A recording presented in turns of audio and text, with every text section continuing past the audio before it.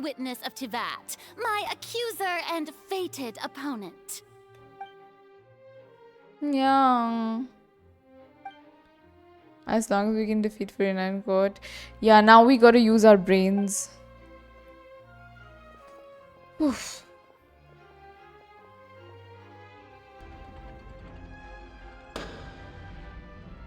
Also, please allow me to ask, as a final question before the trial begins. Just how much work did you do to force me onto this stage? Well, we did do a lot of prep after the meeting that day. I can go over the tasks assigned to the Spina di Rosula, since they were rather straightforward and easy. Navia, the president of the Spina di Rosula. Most of the people who participated in the disturbance this morning were my subordinates. Oh. They changed into plain clothes and came to the Opera Makes House as sense. regular audience members, waiting for the perfect opportunity to incite insurrection against you. The people's resentment against their Archon has been building as more and more of the prophecy is fulfilled. A spark was all we needed to turn smoldering anger into a flame. Moreover, according to our understanding and analysis of you, Navia's when true. something like that occurred, you would likely No, flee she's the not. scene and head Furina to would Poisson be by more yourself. like a politician in this So, situation, we actually. arranged for a second group to lie in wait there. So, you mean, the ones who scoured the settlement for me were also from the Spina? And their goal was to force you to step into the giant magic box Yep. so you may personally participate in the greatest magic performance in all of Fontainian history. That's right. That house was a magic box, rather than someone's residence. As the super ultimate version of the setup that I used when I first performed at the Opera Epicles, the volume of the box was increased by a whole order of magnitude, and the distance it traversed was the entire gap between Poisson Wow. and Arenias. Its cargo, of course, was an Archon instead of a human. My thanks, Furina. Without your help, we could never have pulled off such an extraordinary performance. You're welcome. Of course, this performance was only made possible with Father's support. The House of the Hearth spent a massive amount of labor in Mora to pull this off. We had to select a location, construct the giant magic box, dig a tunnel, and open up a path through the water. It was a lot of work for all of us. So, in other words, the earthquake that we felt within the giant magic box was just a normal tremor from the transportation of the whole house? Yep. That's right. It wasn't a sign of another disaster to come. Yeah, sorry about that. Then, I can guess Nervilette and Cloran's parts. You gathered a crowd, prepared a stage, and made sure that the champion duelist would be immediately ready for a fight. Also that as soon as I appeared on the stage, the trial may commence without a hitch. Am I right? Yes, that is correct. Well, Clorand, I must commend you for your courage. Only the most outstanding champion duelist in all of Fontaine would accept a duel with an Archon without flinching. Thank you. As for you, Traveler, I suppose your role was to keep me distracted with conversation once you found me in Poisson. You'd make sure that I didn't notice anything amiss before revealing yourself as my prosecutor once we'd arrived onto the stage. You guessed wrong. Oh? My mission was to give you one last chance, exactly. Yeah, we were hoping that you'd share your secret with us. Is that so? Then I suppose I must have missed my final chance. It's fine. It matters not. What's done is done. The stage is already set, so there's no reason to disappoint the audience. Let's see this trial through to the very end.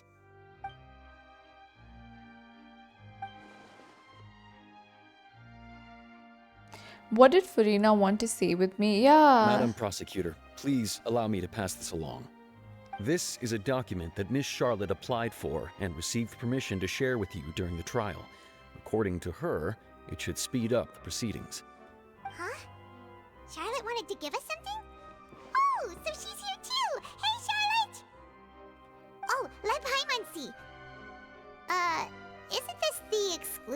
interview that she did with us before? So she's already finished it, huh? Wait, then that means this document is a perfect timeline of everything that's happened ever since we stepped foot in Fontaine! Yep. So in other words, we can refer to this anthology of evidence every time we want to use something from our journey as evidence for an argument! Yep. Let's quickly confirm the information in it. Just think of it as a refresher, alright? You defeated the Hydro Archon in the very first duels you took part in at the Opera House. I nearly lost my awesome... According to the Fortress of Maripede... Wow, we've got everything The here. Tui Harbinger. This is the first...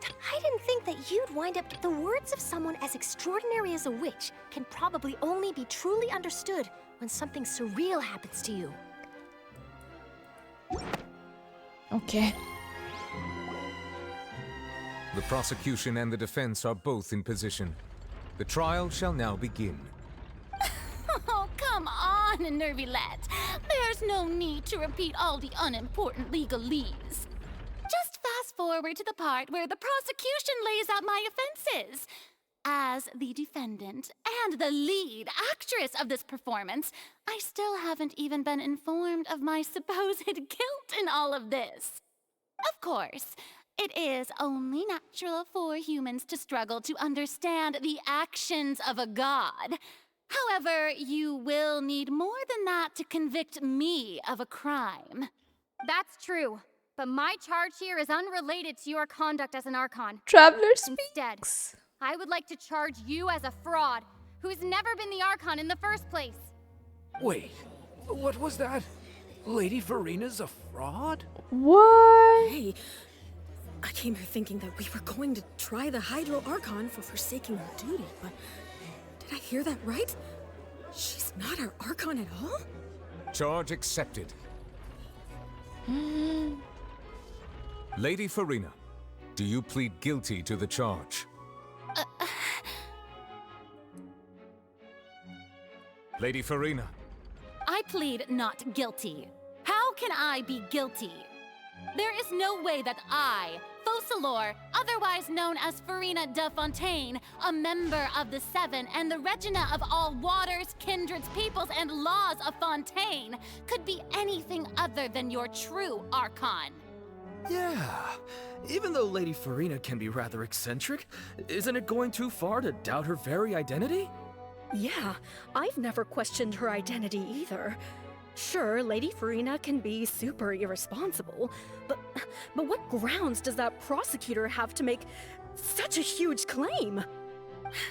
I have cause to believe that common sense will prevail in this case. Many of the members of the audience have known me as the Hydro Archon ever since they were born. There would be no fooling their memory. See? Even the Oratrice has decided to show me its favor.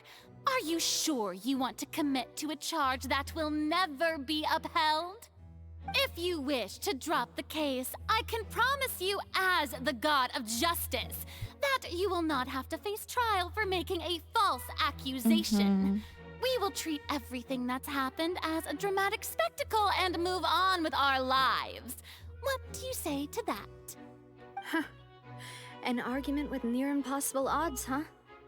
We have to not only refute Furina's claims, but also overturn the long-held beliefs of the people. The people only see you as the Archon because of their long-held belief, yep. Well, I tried to give you the chance to surrender. If you must persist, then let me ask. If you believe I'm not the Archon, then what manner of being do you think I am?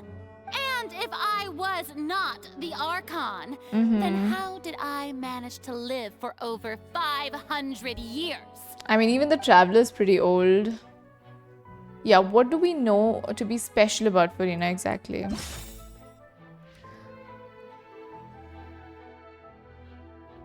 Yeah, see? Furina didn't know. Oh. True. That doesn't sound right. Paimon doesn't think... Really? Do we... Can we say this? First of all, you may be a member of another long-lived race. which would allow you to naturally possess an extended lifespan. And second of all, even if that wasn't the case, there could be other ways to extend your life. Such as a curse, yes. Who gave you that idea? Was it the knave?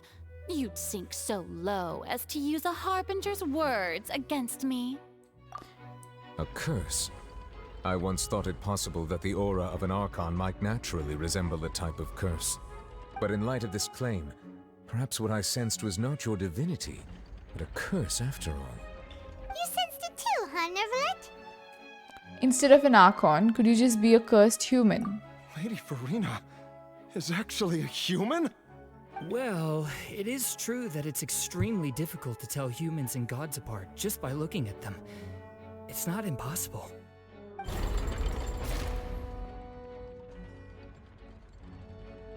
Well, don't start celebrating too early now.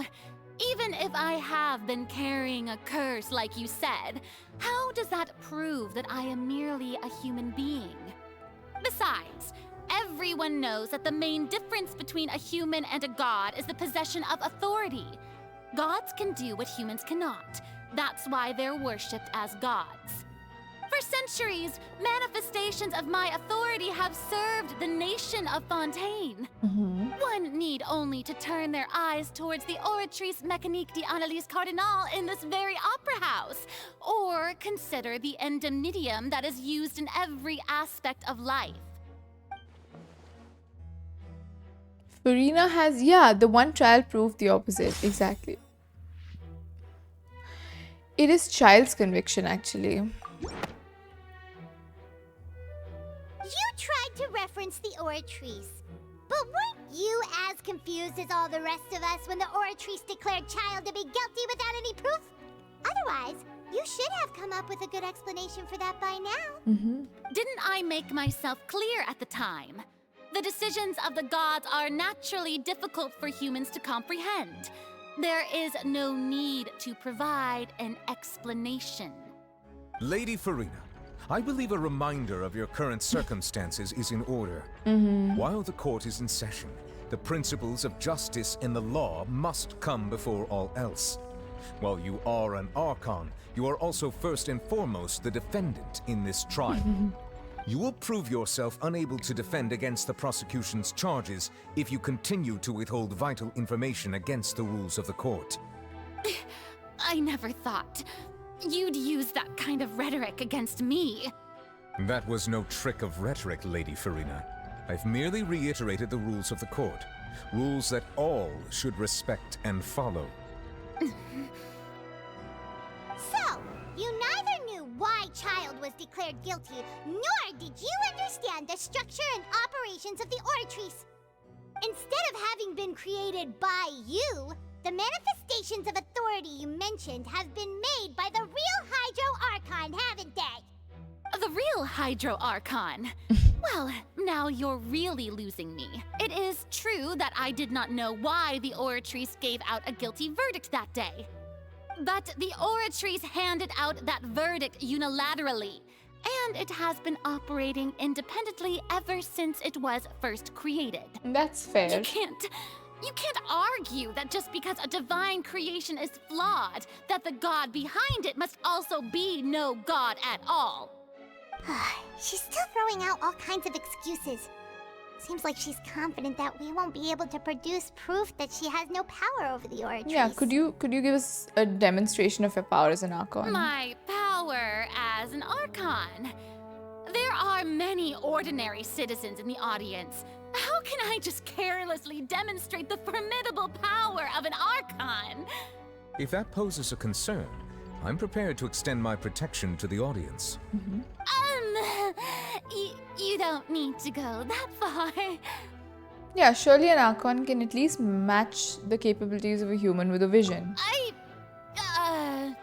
Aren't you the Hydro Archon? Or is it that you can't even wield the power of Hydro, much less the authority of a god? What? Indemnitium! Yes! It's all because of Indemnitium! All Archons derive their power from the faith of the people, and I've converted the people's faith in justice into indemnitium. Thus did I give up all of my divine power to provide everyone with energy for their daily lives. So she doesn't have divine power. Have you ever seen a more magnanimous god? Isn't that a huge stretch? Yeah, no matter how generous an Archon can be, how could they give up all their power? Can a god with no power even still be called a god? It seems like nobody's buying Furina's excuse. Hey, come now, everyone. Please don't stare at me as if I was a liar. I'm still the same Furina you knew, right? The one that you loved. Shouldn't you want to believe in me? Please? You've got to believe me. If what the prosecutor said is true, We're getting to her. she really has committed a grave offense. Did she deceive all of us? And all of our parents and grandparents too? And all of our ancestors? Ever since they were born? Enough. That's enough. Tell me then, if I'm not the real Hydro Archon, then who is? If you have no evidence of another Hydro Archon's existence, nor can you find anyone who can back up their claim to be such, then what grounds have you to say that I'm not actually the real deal? Wow, she came up with yet another argument. How can we refute her now? Seems like she really doesn't want to give up. If we can't prove that she isn't the Archon, we can try to prove that she's just a human. And if she's only human...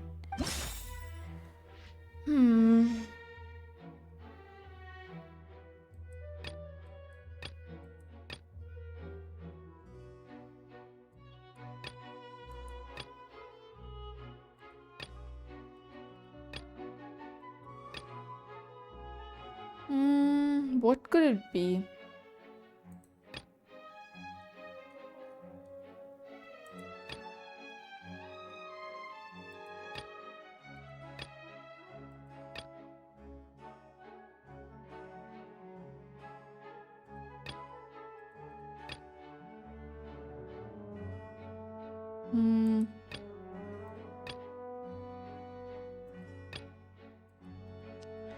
Which one could I use? Okay, I'll use this. This is random. Is it the right one? It has been established that all Fontainians can dissolve in water from the primordial sea. And that means... Since you insist on claiming to be a god and not a human, then there's a method that you can use right here and now to eliminate all suspicions of you being the latter. Miss Navia, please apply to serve as a temporary attorney for the prosecution before addressing the court. Though you act in partnership with the prosecutor, you must still adhere to proper procedure. Don't tell me they're planning to Super drop sorry, primordial Mr. Chief water Justice. on her. I swear this really will be the last time that I'll speak out of turn. Now, I've brought some seawater from Poisson. As everyone knows, a massive flood struck the area not long ago, taking many lives, including those of some of my closest friends. So, Miss Furina, would you dare to touch some of this seawater?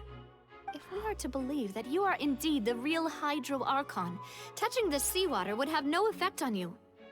All it should do is strengthen your case. But if you don't dare to touch it, then we would have basically proved the reverse. Oh, and I must remind you that after the disaster at Poisson, nobody wants to see any more people dissolve. I do hope you'll act prudently and choose the simpler path of admitting guilt. Navia from the Spina di Rasula. The Spina has governed Poisson for many years. I guess her suggestion is valid. If Lady Furina is indeed just a human, she's probably Fontainian like all the rest of us. Would she really dare to try?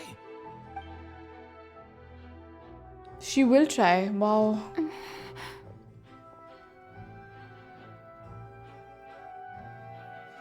Furina?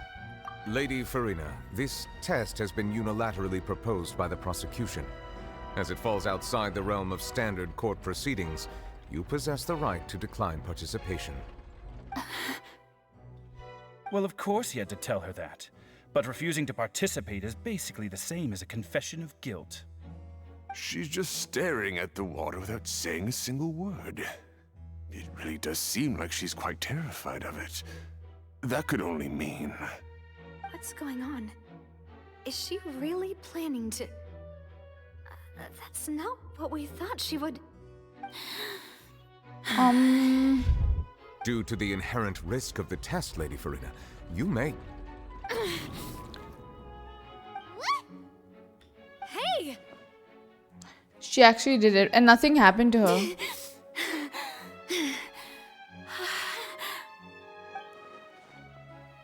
I'm fine! Look at me, everyone! My hand is still here! I haven't been dissolved! Will you believe me now? I really am your Archon! I'm nothing like a normal human who would fall apart as soon as they touch this water! Really? Was this not the most obvious thing in the world? Miss Siegewien? If you're present, Miss Siegewien, please come forward and attend to the defendant. Siegewien? Don't be nervous. It'll just take a few seconds. Let me see. That should be enough. Please announce the results of your evaluation to the court, Miss Siegewien. As everyone doubtlessly saw, Miss Furina was displaying symptoms of hyperventilation and flushed skin. These indicate that she was experiencing the adverse effects of exposure to primordial seawater. The extent to which she was affected is the same as other humans when exposed to primordial seawater of a similar concentration. Thank you, Miss Siegewien. Lady Furina, you may return to the defendant's stand. Oh wait, what did she just say? I didn't get dissolved! Shouldn't that No, be but it enough was to diluted prove my water. innocence? Well, considering your tendency to run from your problems, we did originally prepare a direct sample of the seawater around Poisson. However, after extensive discussion, we exchanged it for a sample that is not concentrated enough to dissolve an actual human. After all, on the off chance that something entirely unexpected might occur, we don't want anyone else to lose their life to the sea. Is she human? Yeah, so out of regard for Furina's life, you secured a low concentration sample and asked the head nurse to serve as an expert witness. It's a great thing that the direct sample wasn't actually used. Furina could have... I can't believe... You...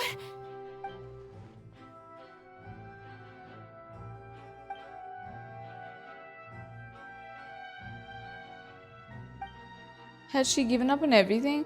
What is happening? Listen to me, everyone. Please don't give me such cold and disdainful looks. What happened just now didn't prove a single thing. Think about it. How can you conclusively prove that an Archon can't also be affected by the primordial seawater?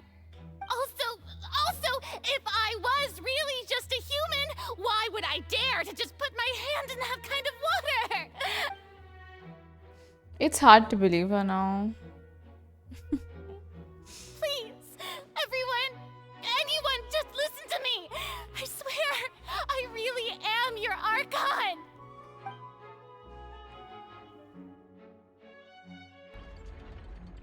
Oh no.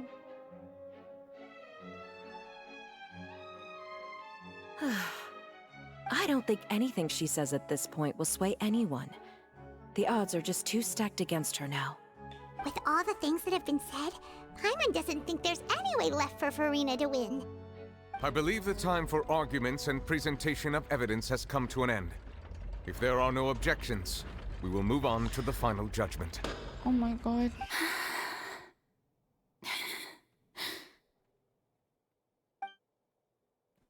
I don't think anything she says at this point will sway anyone. She's too stacked against her now.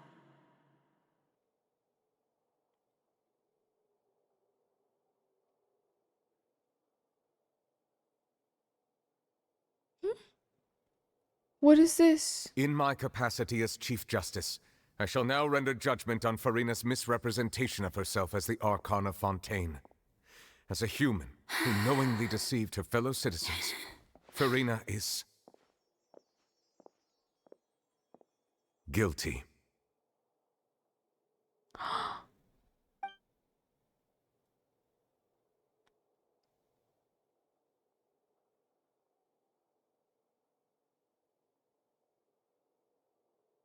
We shall now turn to the Oratrice Mécanique d'Analyse Cardinale to render the final verdict on the charges.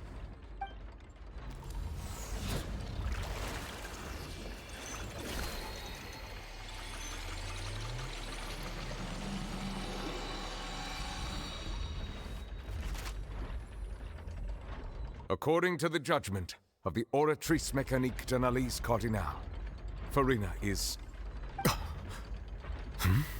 Well, what's wrong? What's the Oratrice's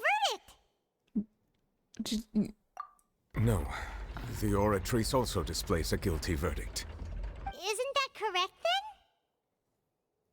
then? However, the exact wording of the verdict is thus. The Hydro Archon, guilty, to be punished via the death sentence. The death sentence? That's actually one of They're the actually real doing it. sentences. I've always thought that it was just a myth. The one and only time the death sentence has been handed out at the court, and it's been given to the very person we've worshipped as the god of justice? I mean, What I an don't unexpected know. twist. Furina's been sentenced to death by the Oratrice? We just wanted to use the trial to show her the seriousness of things so she'd tell us the truth. How did things escalate this quickly? This outcome is indeed quite strange. According to Fontaine's current definitions of justice, as well as its recommendations for criminal sentences, is this sentence really appropriate for the crimes that have been committed? Yeah, even Fauché was Exactly. sentenced to death by the Oratrice. You know, the real evil mastermind behind the serial disappearance. Such a good point, Paimon. Yeah, instead of Furina, the Oratrice rendered judgment on the Hydro Archon. Indeed. Not only is Furina's sentence overly excessive, the very point of our trial today was also to prove that Furina has never been the Hydro Archon in the first place. But now, the Oratrice seems to have deliberately invoked the title of the Hydro Archon. What does this mean? Yeah.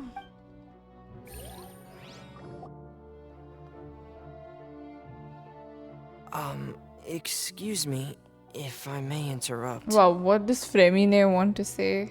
Is the trial still going? Fremine! You finally made it. I assume this means you've completed your mission? Mm-hmm. Any mission Father assigns to me will always Fremine be is top the priority. Archon. He's the diving Archon. Fremine brings a stone slate. He found the slate. That the first prophecy slate? Let's go. What is that? Huh. So the knave privately arranged for Fremine to try and find the missing slate. I looked everywhere and finally found it at the bottom of the sea. It took me a long time to get around some dangerous stretches of water. Nuvi is sending? No, more like oceanids and a person. Has the trial already concluded? Then... doesn't that mean I've come too late? No, you're not late. Oh no. Father will be disappointed in me. Egeria, yup. And they're Thank you oceanids and for there's a your hard work, person, Mr. see? Fremine. Please allow me to review the record left on the slate. Did she make people out of oceanids? Traveler, I believe that you have already seen the other existing slates, and would like you to come here and confirm their contents.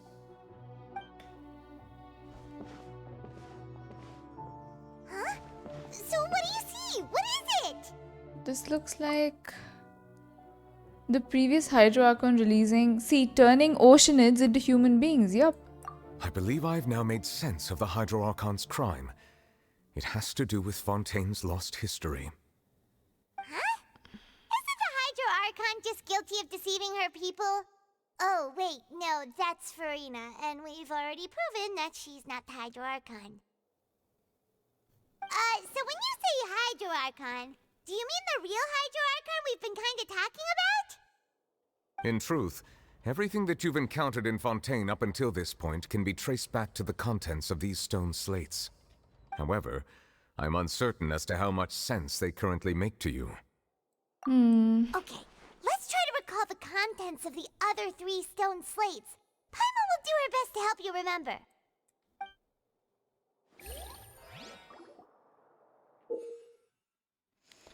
Select to check the description of stone. Okay. You can also find scenarios related to stone slate contents in the... Okay. As the verification process continues, the fountain water level in the menu interface will rise. And then... Okay. The truth behind the prophecy shall be revealed. Oh my lord. The first stone slate describes what you just said. It seems to show the previous Hydro Archon using her divine power, and then the Oceanids turn into humans. Does that mean that Fontainians are transformed Oceanids? Oh, Paimon wasn't expecting that. But if Oceanids can turn into humans, then perhaps this process can be reversed as well. The second stone slate shows Celestia floating in the sky, and the Hydro Archon and her people worshipping it together. But the heavens still brought judgment down upon them. This must be the point when the Hydro Archon and the Fontainians were branded with their original sin. Does this mean that the original sin and the Hydro Archon sin are the same thing? The third slate shows the Hydro Archon sinking into the sea surrounded by many people. That reminds Paimon, didn't we also watch that happen to someone else? Well, the fourth slate is the prophecy the Fontainians have been talking about. People dissolving into the sea, the Hydro Archon crying on her throne, and so on. We didn't believe that such a crazy disaster could happen at first, did we? But after that incident, it was just a question of when and not if. Okay.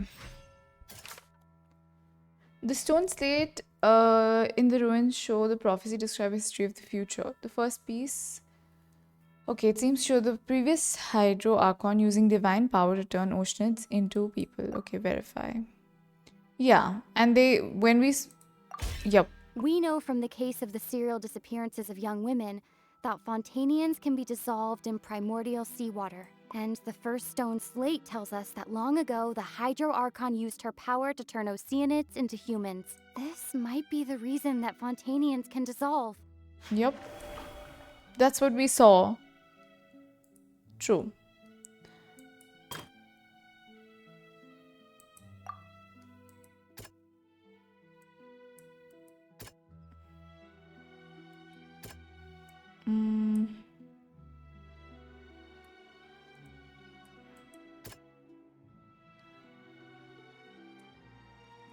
What about this one? That doesn't sound quite... Okay, not him. That doesn't sound... This could be the reason Origins did this, right? Perhaps what is about to take place has all happened before. The true sin of the Hydro Archon that Nervilette mentioned, and the original sin cast down on the people of Fontaine by Celestia, as recorded on the stone slates. It has all happened before? What does that mean?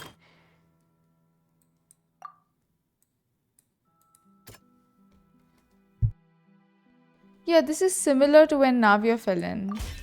It's not as simple as falling into the sea. When Navia fell into the sea, her consciousness was subjected to judgment. Exactly. The stone slates show the people gathered around the Hydro Archon in the sea. Could that be alluding to the same thing? The stone slate in the ruin shows a scene that is basically identical to that described in the prophecy. Fontainians will eventually be dissolved in the sea, and the Hydro Archon will slowly sit on a throne and weep. The prophecy from the stone slates found its way into society, but not many people believed it at first. The fortress of Meropide was nearly flooded with primordial seawater, which we know can cause Fontainians to dissolve. It seems increasingly likely that the prophecy may come true. If we hadn't dealt with it in time, things could have gone very badly. The will dissolve into the primordial sea but won't cease to exist. Their essence will flow in the seawater, converge, and take the form of an Oceanid. The Hydro Archon was sentenced to death in court, shocking everyone present. Perhaps this means that her sin was actually Fontaine's original sin. Navia fell into the water inside those ruins, and she nearly dissolved. She was surrounded by the people of Poisson in a court within her consciousness, and was forced to take part in a trial meant to make her stay. The eruption of the primordial sea at the fortress of Meripede was the surest sign that the prophecy was about to come to pass no matter what. The prophecy's contents can all be verified by recent events. If we combine what we know together, loads of truths should come to light.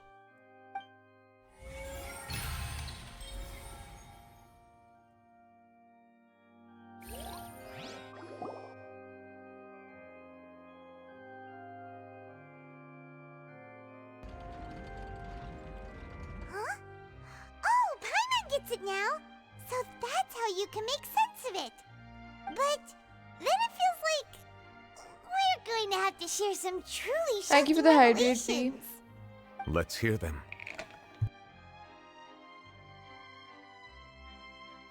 Incredible. Linny, did you hear that? We're not real humans. Yup, they're all Oceanids. Fontanians were originally created by the late previous Hydro Archon, with Oceanids as their basis. The evidence for that can be found in how only Fontanians could dissolve in primordial seawater, and how all the girls Vacher dissolved were also turned into Oceanids. Oh, and according to Navia, when she was about to get dissolved, she also saw everyone gathered around for a trial, all of them in the shape of Oceanids. Indeed. Yeah, and it follows from the content of the first slate that she probably angered Celestia by creating humans without prior permission. That could also explain why the Oratrice judged the Hydro Archon to be guilty. It's to account for that ancient sin. The Hydro Archon's true sin was creating us? And yet, after many hundreds of years, the Hydro Archon's creations have turned around to try to judge the Archon within the Opera Epiclese. The twists of history are often the most unexpected of all. As for the third slate, yes, I'm still convinced. Isn't the image here just like when Navia fell into the sea? So wouldn't it be trying to show the image of the Hydro Archon also falling into the sea once the prophecy has been fulfilled in the fourth slate? In the end, the people will all be dissolved into the waters, and only the Hydro Archon will remain weeping on her throne. Only then will the sins of the people of Fontaine be washed away. Did Paimon get all that right? You've made some keen deductions. I must say, given how much you still don't know, it is impressive that you've already managed to connect so many pieces of the truth. However, while you were able to decode all the information on the slates, they've also been etched with an additional layer of hidden information using a different power source. Oh? When we were at the ruins, I tried to decipher the hidden information recorded in the slates. But since we only had 3 slates at the time, I was unable to come to a full conclusion. Now that the slate collection is complete, I shall make another attempt to decipher the narrative recorded within. If everything goes well, we should finally be informed of the unadulterated truth.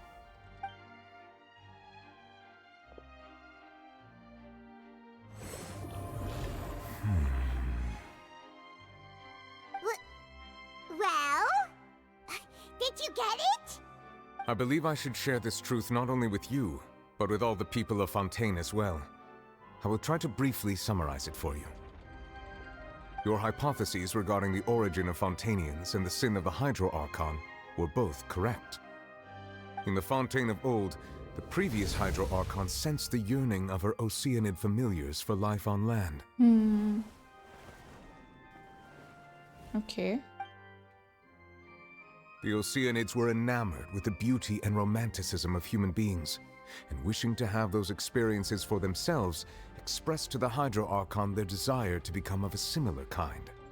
However, even though water as an element is intricately linked with the power of life, the Hydro Archon, as one of the seven, did not possess the authority to create a new form of human life. Not one to give in, she eventually found a way to create permanent humanoid bodies for her familiars by appropriating using the power of this primordial planet's sea. primordial sea. Exactly. She poured primordial seawater into the Oceanid's blood vessels, creating humanoid mimics in the process. But if Fontainians were to ever come into direct contact with water from the primordial sea, the Yes, power this is the within their Archon bodies quest. would escape these artificial restraints and return to the sea. Hmm. As a result, their forms would collapse, and they would be reverted to their original forms as Oceanids. Of course, the Hydro Archon never received permission from the heavenly principles to create a new human race. And thus, the Hydro Archon and all of her creations came to shoulder the original sin of appropriating the power of the primordial sea. That is the true history of how the people of Fontaine first came into being.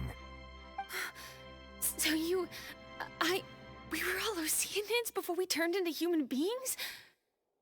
That's way too much information for me. I think I'm just going to pretend that I never heard a single thing. Wait, but if that's the truth, we can't let the Hydro Archon be sentenced to death. After all, her only sin was creating us. This really might be too much information for your regular Fontainian, but it does answer a lot of our questions. Alas, your hypothesis regarding the third and fourth stone slates was inaccurate. The slates' respective positions are, in fact, correct. Yeah, what is the third slate supposed to represent then? A key point of the visual on the third slate is how all the individuals depicted in the water are humans rather than Oceanids.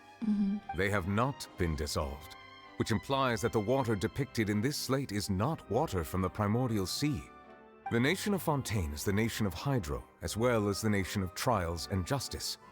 Instead of being the literal element, the water in the scene symbolizes judgment and justice.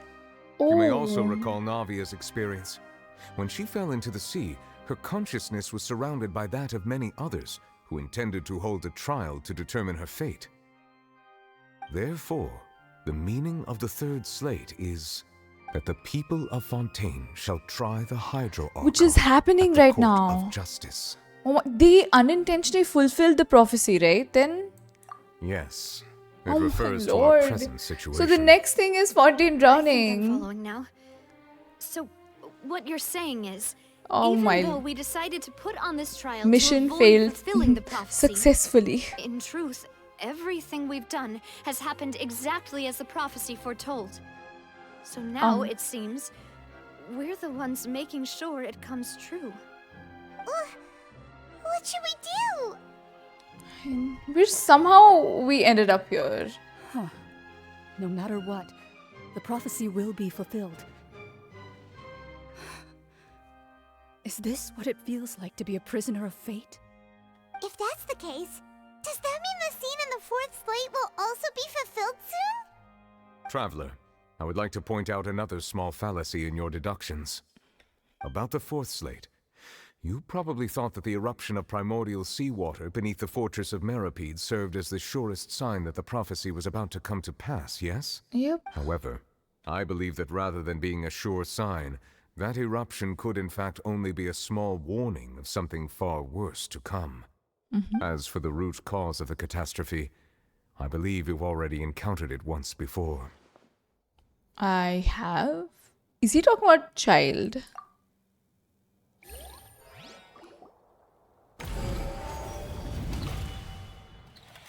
The whale? This eruption was just a small warning of the things to come. We must find the root cause of the disaster.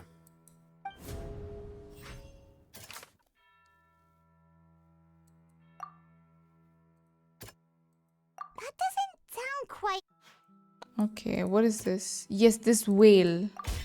It was both dream and reality. If we're talking about a true culprit, that could only be that thing inside the primordial sea, right? The truth, the original sin, the trial, and the root cause of the disaster.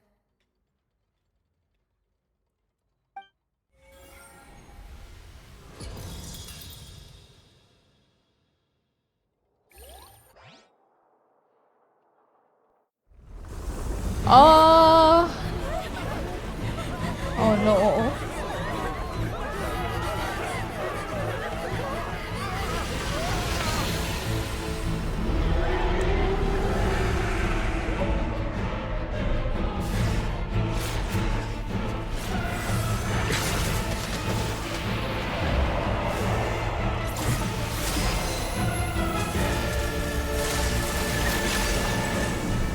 Oh my.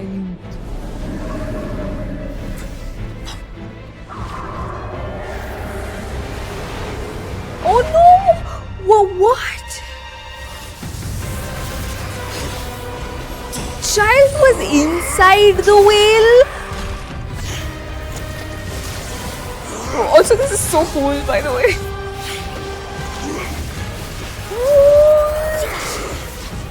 This is cool.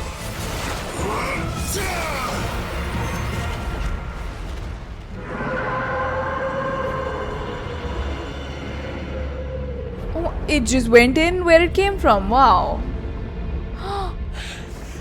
Ah, oh no, he's injured.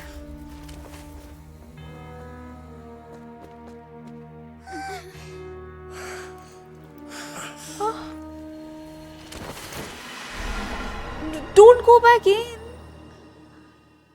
He just went in. We lost him again. That was way too close!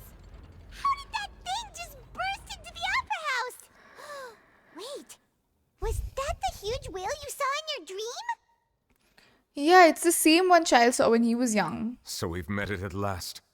I understand very well why it has chosen to make an appearance here. That whale does not belong to Teyvat. It is a monster that has traversed the stars, weeping all the while. It has been greedily consuming the energy from the planet's primordial sea, using it to grow. That is the main cause for the rising sea levels. Oh. And once it has finished consuming all of the energy contained within the sea, it's... You said that when the Hydro Archon first created Fontainians out of Oceanids, she filled their blood vessels with primordial seawater. Precisely. That whale finds the blood of Fontainians nigh impossible to resist. Oh my god. Therefore, when it left the primordial sea, it decided to make its next stop a packed opera house full of food. Food in the form of Fontainians. We just barely managed to push it back, right? In that case, won't it come back to target the people again once it's managed to recover its strength? That is correct. Indeed, it is more accurate to say that we should thank that Harbinger for buying us some time. Without him, the whale would have likely come onto land far sooner. Child is a From hero. the way he looked, he must have been fighting the creature for quite a long time. Yeah. That battle maniac. We've always known that he had a special connection with that whale, but we definitely didn't expect it to help us out like this. Anyway, now that we know that this whale is the actual cause of the disaster recorded in the prophecy, all we need to do to stop the prophecy would be to find a way to beat it up, right? It is too late. What? What do you mean? It had already absorbed too much of the primordial sea's energy before we could notice it. At this point, it has become practically integrated with the sea itself.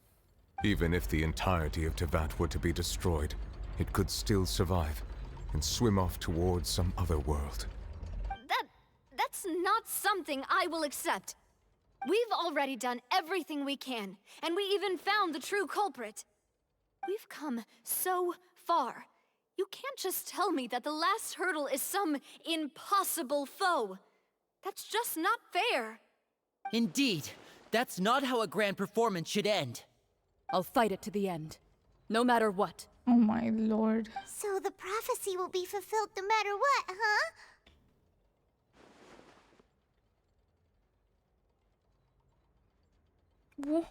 We still have the vision. The prophecy. Yes, what has been prophesied will be fulfilled. You may view such things as the history of the future. Yeah, we couldn't fight against fate. But if this is all about fate... Just as prophecies are usually only the future as seen from the perspectives of the gods, could things be happening in hidden corners where the gods' gaze does not fall? Ultimately, fate shall serve as your only guide, no matter what will happen in Tevat's future. All you need to do is to play your part.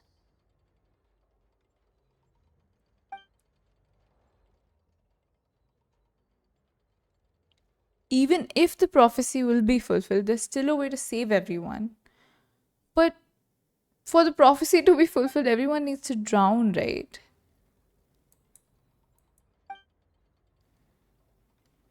Yeah. Did she run away right now, by the way? She must have escaped. Or is she still here?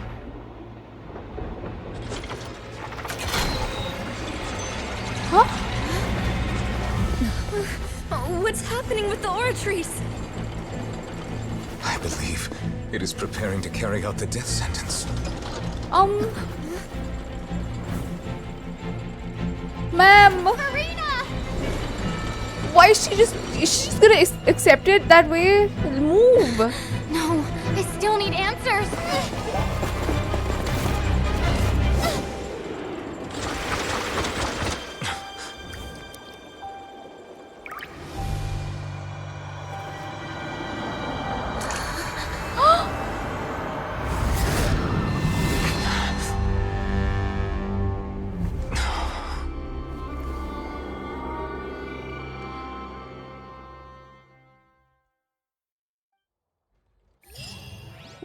Did you see that?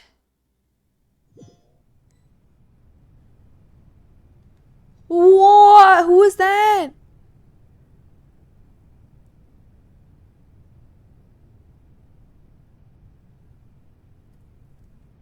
You. What? Sorry. That shocked expression on your face is just too amusing. I couldn't help myself. You are not Furina. She sounds so Who mature. are you? The sweet sound of bewilderment. Marvelous.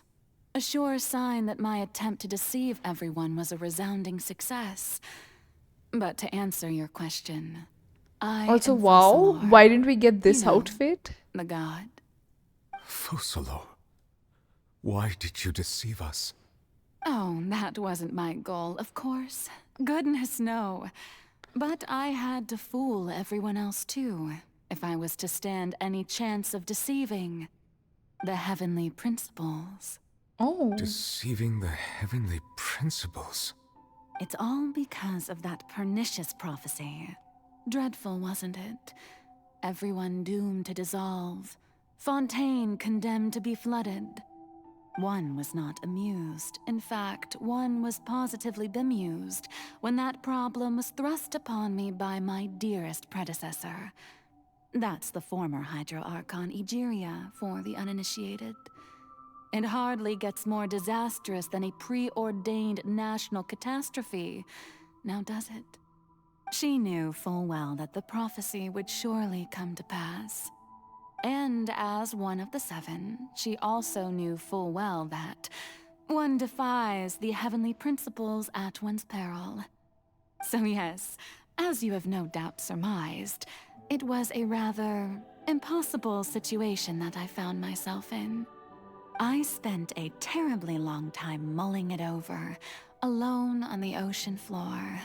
And I was almost growing barnacles by the time I finally realized there was only one possible solution to this confounding conundrum.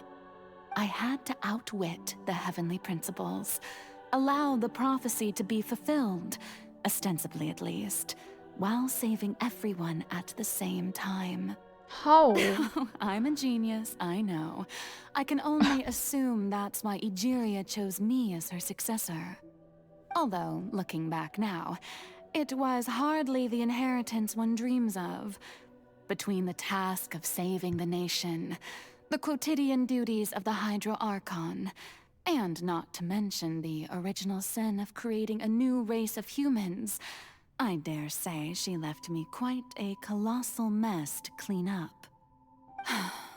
But one can only play the hand one is dealt. I did not choose this, any more than I chose to be one of her Oceanid familiars.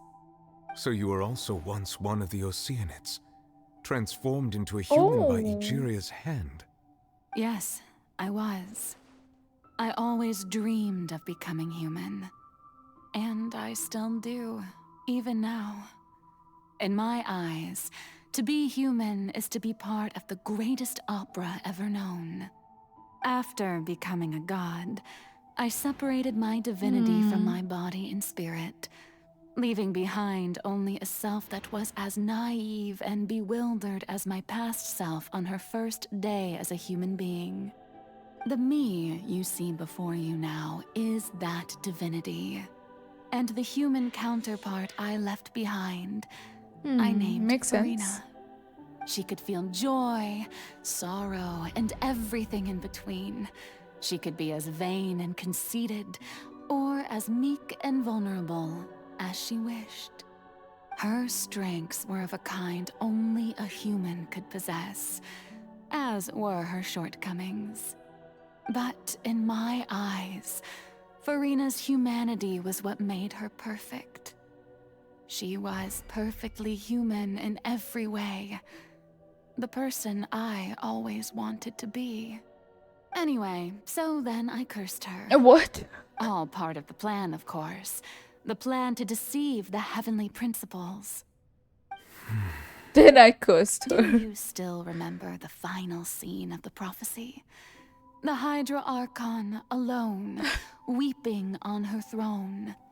In order that the prophecy might appear fulfilled, I invited Furina to be an actress, to play the part of the Hydro Archon in the prophecy. Under the curse I placed on her, so long as I, Focalors' divinity, continued to exist, she could not die. But nor was she free to live her life in the pursuit of happiness. Instead, she was forced to take the stage in the opera house, to embrace the role of leading lady, to forever play the part of the god from the prophecy, all to create a deceitful appearance of that prophecy coming to pass. I suppose now you probably understand why your court is called the Opera Epiclese. But Furina is only human, isn't she? Even though she has had a long life, her mind is no stronger than that of any other ordinary human being. I cannot begin to fathom what she has had to endure. It must have been torture for her. It has indeed.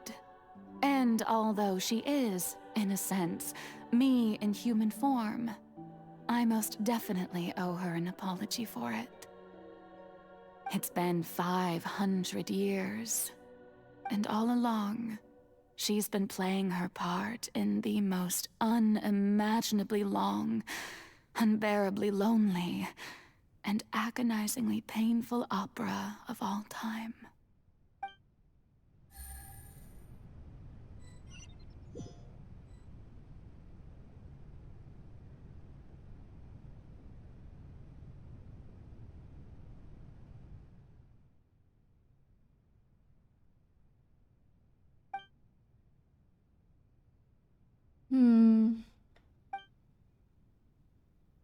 Oh, wow, so Lumine is here.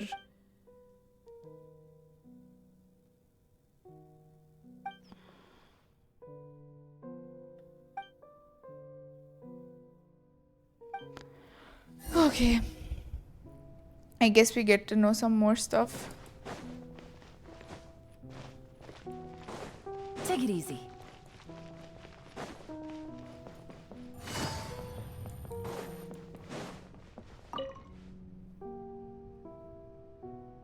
Oh, who permitted you to come onto this stage? Now, I understand your admiration for my august self, but I must ask you to keep to the rules. All right. It is not my intent to reprimand Don't look you. at me. There is no need to state your name. Don't look Just at be me. off with you. Do not distract me from my performance. Oh, do not jest. Can you not feel What it? are these lines? I am Focalors. The eyes of countless Fontainians are upon me. I must, at all times, display the utmost elegance and nobility. There's no getting through to her. What can I resolve?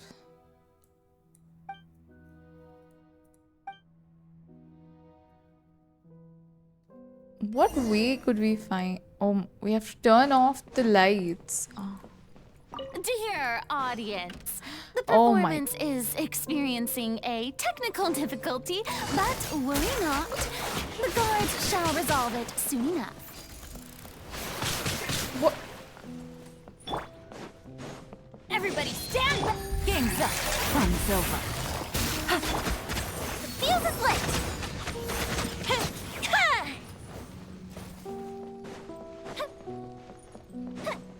Hey, what gives? The audience is still watching me, you know. Guards? Wait, where are the guards? Guards!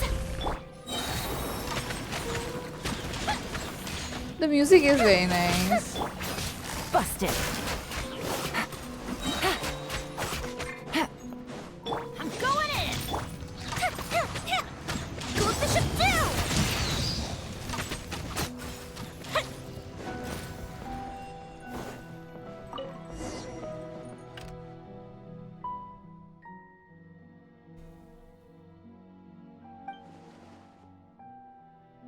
Yeah, was that her true voice?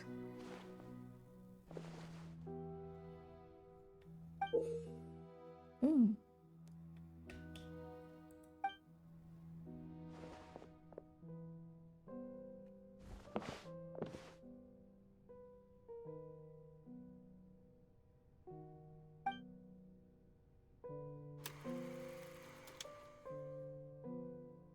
Before a mirror, Furina. Okay.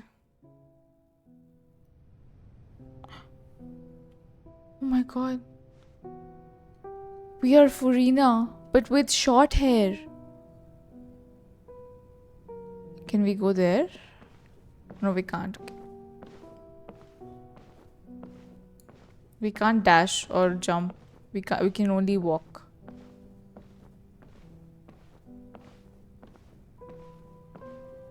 Yep. Furina. Furina. Huh? Who's that? Who's calling me? Where are you? Be not nervous. Be not afraid. Oh. I am before you. Wait a moment. You're mirror me? How can this be? Mirror you, huh? You know what? That's not bad. Let's go with that. Mirror me. What do you wish to say? The prophecy. Have you heard of it? What prophecy? Wait. I know. I think. I don't know why, but it's in my head somehow. The people will all be dissolved into the waters, and only the Hydro Archon will remain, weeping on her throne. Only then will the sins of the people of Fontaine be washed away. Oh, very good. You know it well. What's going on? I can't seem to remember anything clearly. The only thing I know for sure is this prophecy. Will it really come to pass? Yes, it will. And that is why I've come to you. Disaster will come to Fontaine sooner or later. Things will develop just as the prophecy declared. There is no escaping it. Doesn't that mean everyone will die? I'm a Fontainian just like them. Will I dissolve too? Oh, don't worry. Magical meetings exist in this world precisely to give people a chance to turn things around. It is the reason why you met me today. I will tell you how to save everyone, but you may have to suffer somewhat. Oh, so there's still hope after all. Goodness, you frightened me. You spoke so much and with so much certainty. As for the suffering, well, I will admit that the first thing that came to mind was, why do I have to be the one to suffer? But if the prophecy will come true, I'll also die anyway, right?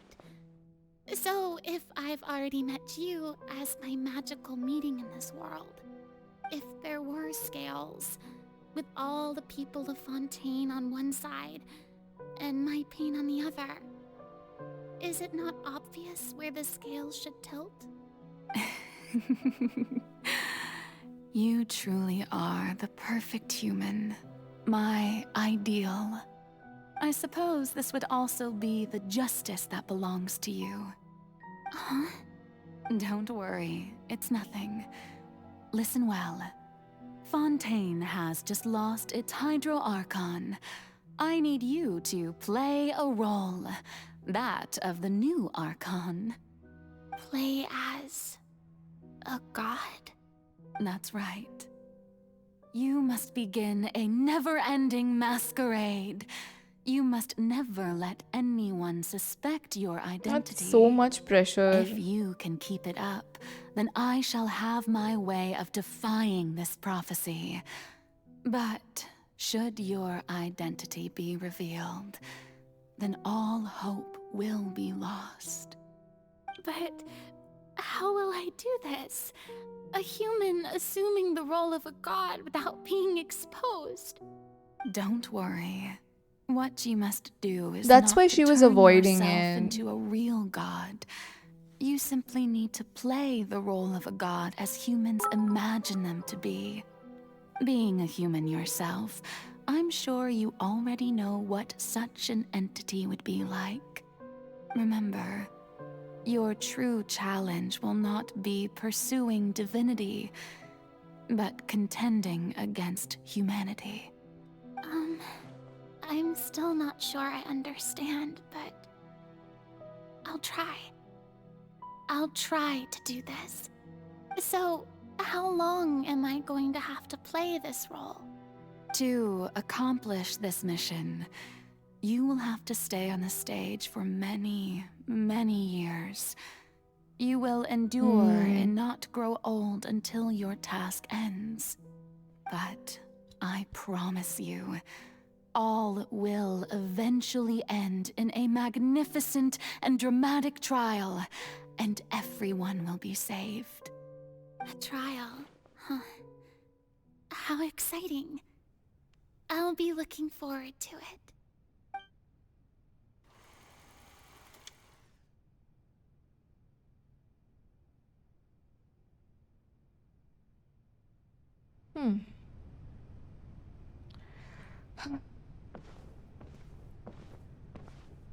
Yep, now her hair is grown.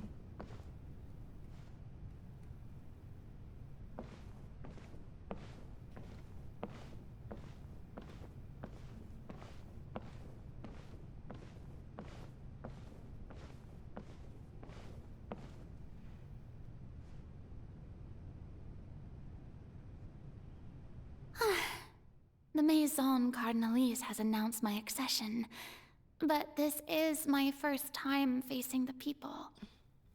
What should I say to most appear like a god? To be honest, I still don't know. Perhaps I should first try to act natural. Ladies and gentlemen, good evening, and welcome to the Opera Epiclese. I'm sure you've all heard about how I have taken on the role of Hydro Archon.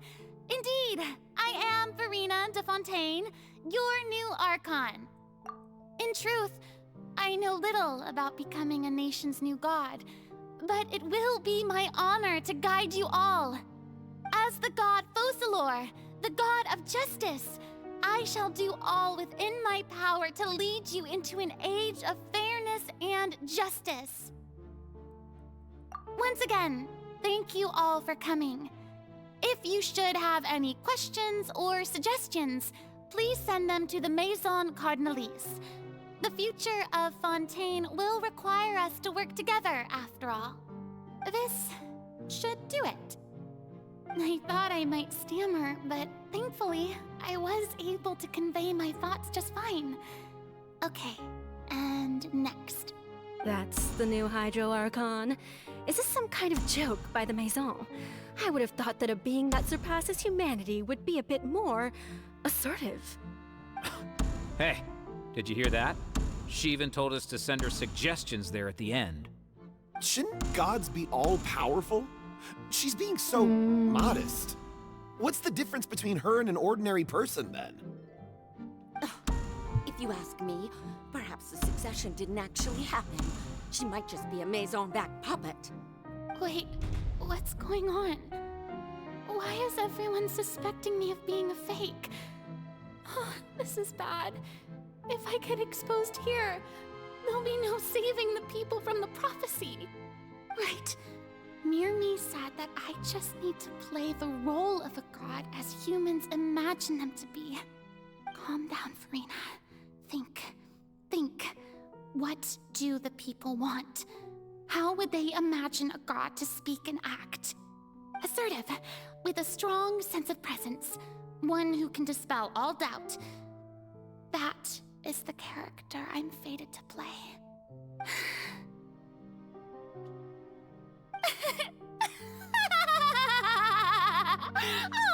Oh, very good, my people.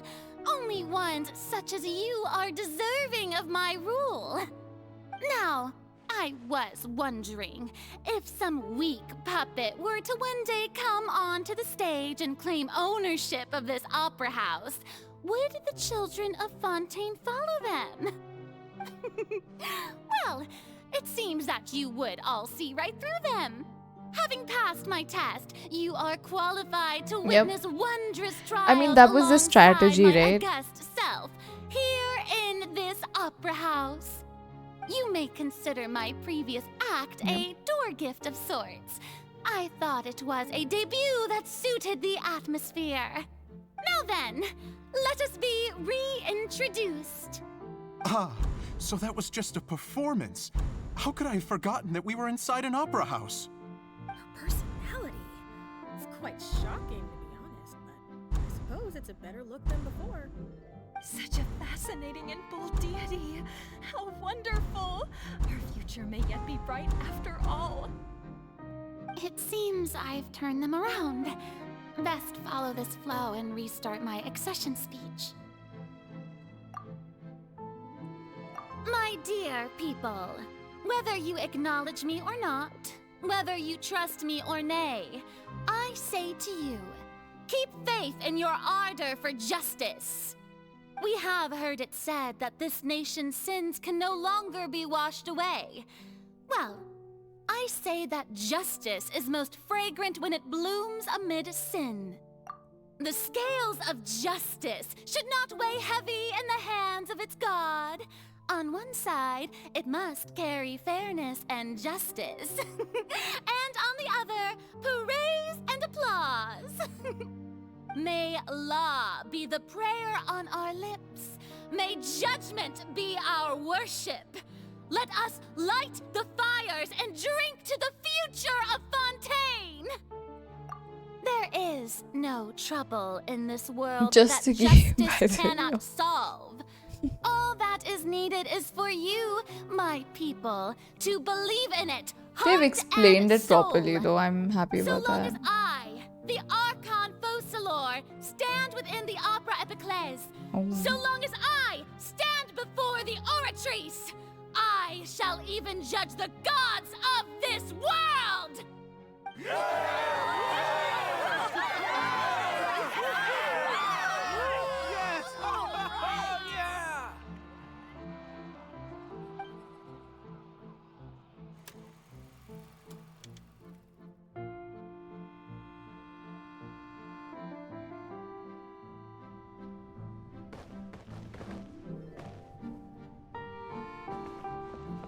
Now we can run with her.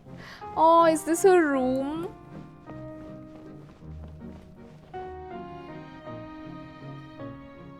Lady Furina, here are today's case reports, as well as a summary of the follow-up for your perusal. Come now. Was I not just at the Opera House in person? Leave these kinds of things to Neuvillette.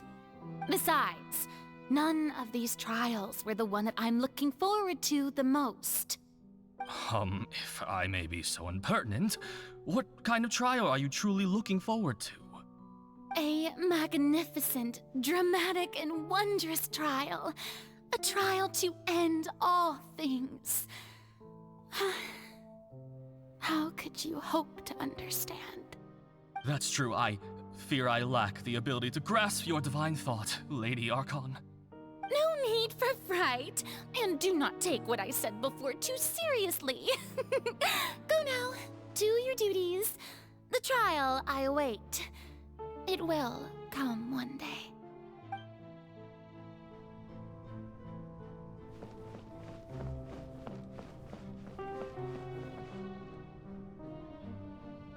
Lady Furina, I don't know what to say. Thank you for agreeing to see me. No need to thank me. Or rather, thank your own sense of perseverance instead. Long have you stood in line to meet me, have you not? Oh, I'm afraid that's just an inevitable consequence of my divine charm. All right, Deoteria, is it? How is your son's illness? You remembered me, and you knew of my family, too. He is doing much better now. In fact, he is far more of an ardent believer than I. He was the one who forced me to seek an audience with you, and to bring your words back to him. Oh, good. Very good. If this should happen again in the future, please do not hesitate to come and tell me. Going down We to haven't seen citizens' this homes side every of her, so right? often, Throughout while the not quest. usual practice, should serve as a fine change of pace. She does care about the people. God, thank you once again, on behalf of my son.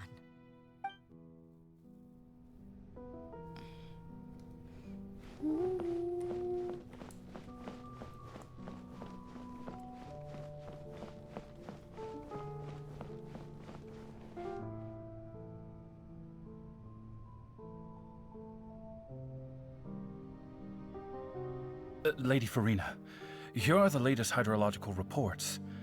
As for the specific parameters you asked to take note of, I'm afraid things still don't look good.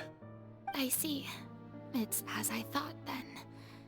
As your god, I did already expect this, but I wanted to see how far your human wisdom would allow you to analyze it.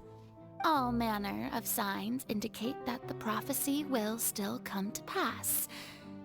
Forget it. That's not something you need to worry about right now. Well, as I understand it, the Fontaine Research Institute is also trying to find a way to counter the rising water levels. Really? Have they found anything? I'm afraid that they haven't found any effective solution thus far. Oh, is that so? Well, no wonder. This issue has reached the realm of the gods after all. Still, their spirit is praiseworthy.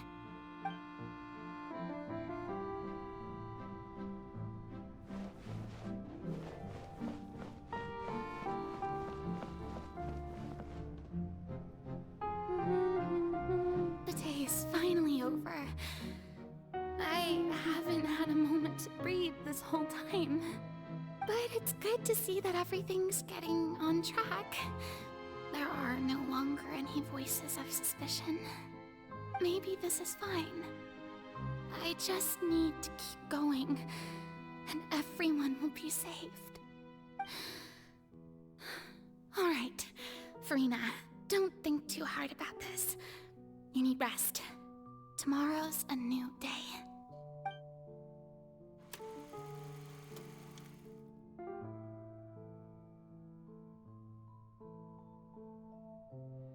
Lady Furina, here are the new trial reports for the latest cases, as well as a summary of the follow-up. There'll be no need for that. I've seen them already. There's no need to go back over scenes I've witnessed in person before. Lady Furina, I've waited so long for this chance to see you in this manner. Indeed, my dear, loyal citizen. This joyous moment is an honor for us both. Lady Furina, we're detecting significant hydrological anomalies near Poisson. Understood. Keep monitoring. Keep me informed should anything come up at the Thank you Institute. for the hydrate bee. Maybe she changed over time, right? I don't think I let anything slip today. I must show the people that there is nothing to worry about. I just don't know when these days will end. I feel utterly exhausted. Best to rest early today, too.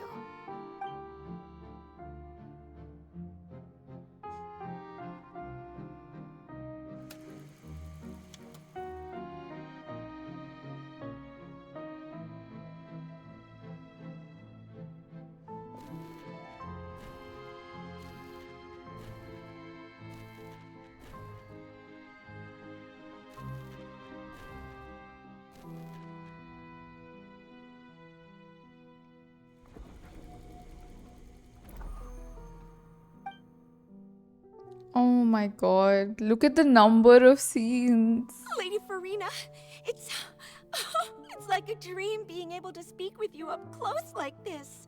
I've heard that the first member of our family who was honored to receive an audience with you was Madame Dioteria, almost 20 generations ago.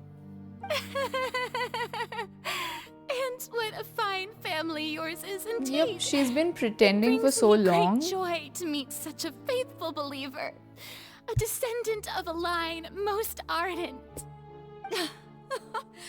Surely you exaggerate, Lady Furina. My lady? I think she's crying. What is it, good citizen? Are you crying?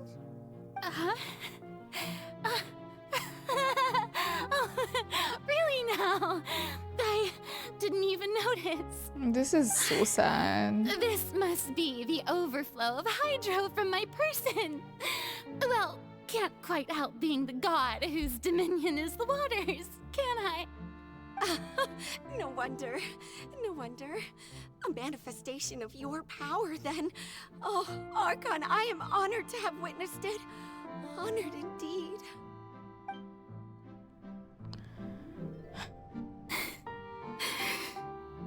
So interminable.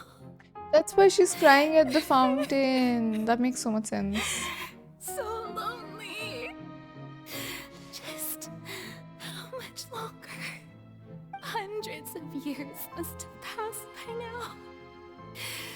Perhaps the show must go on for hundreds more.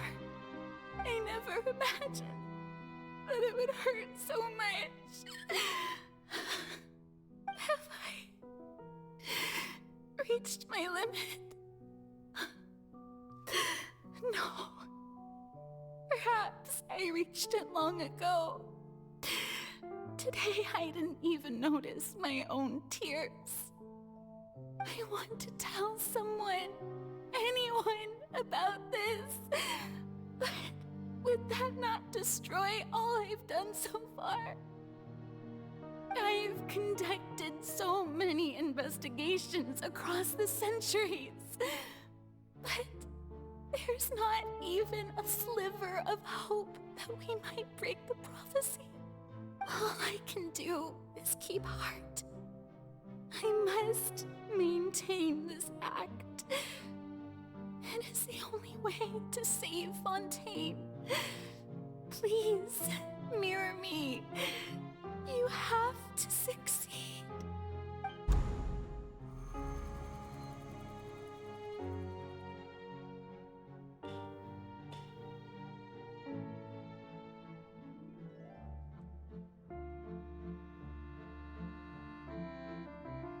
Furina, you don't have to shoulder this burden alone. Although I don't know what you might be keeping from everyone, Your people are more than willing to share your burden with you. That's my voice, yep.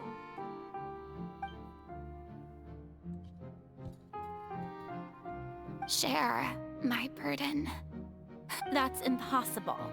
It was fated right from the start that this would be my duty alone. But even if your burden doesn't need to be shared, you can still choose to confide in someone. Just share it with me. I'm what you'd call a witness.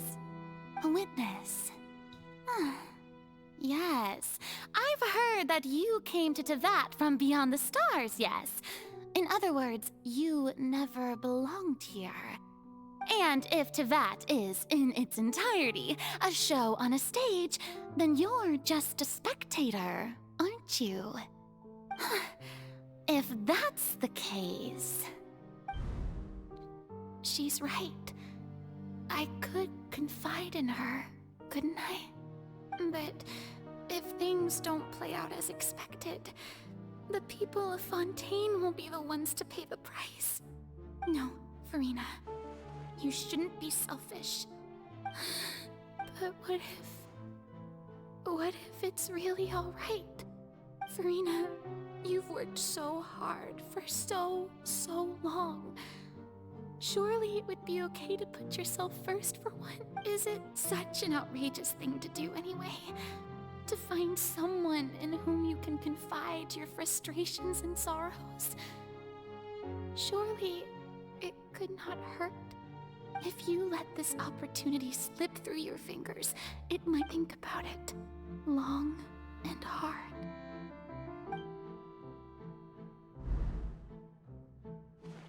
That's why she was ready to tell us, but she changed her mind.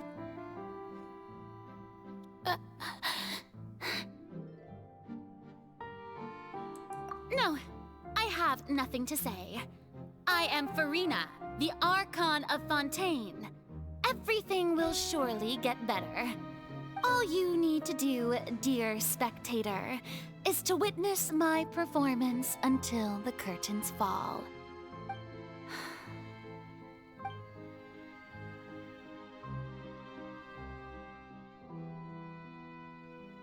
Fine.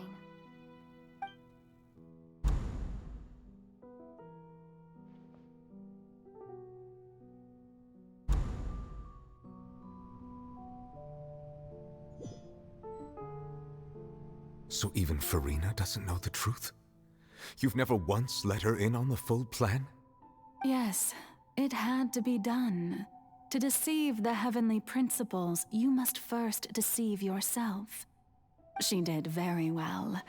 If she had let her resolve falter even once in these 5 centuries, Fontaine would have been doomed to the most tragic fate. It seems Focalors that is a bit trusting selfish. humanity was the right decision after all. I believe that I understand how your deception works, but that is only half the truth, is it not? How would you build on this foundation to save the people of Fontaine?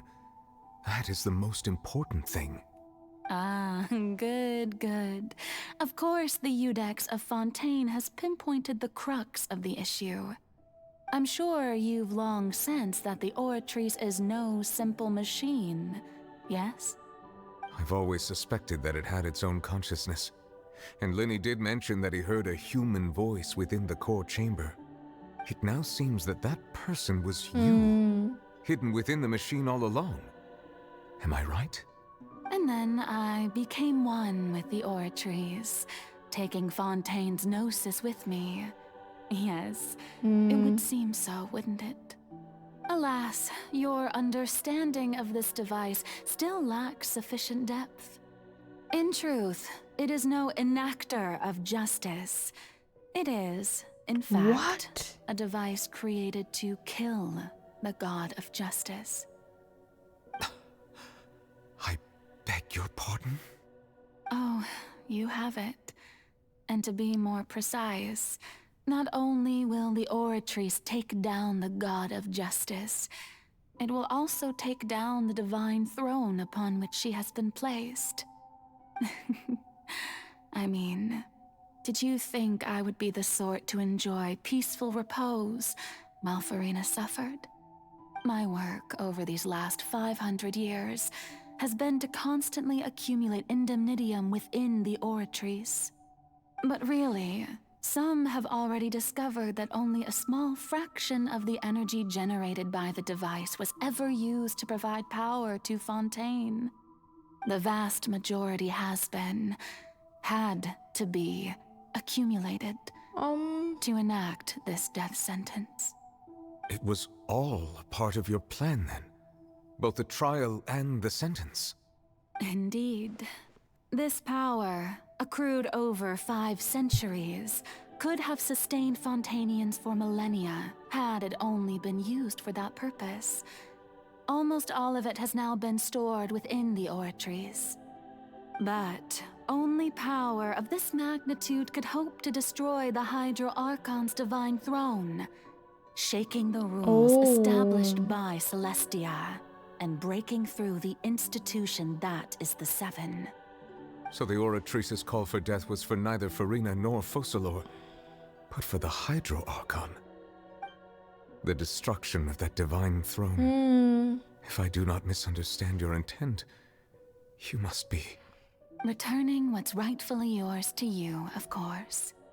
In other words, this was all done to return the authority of the Hydro Archon to the Hydro Dragon of this planet. But...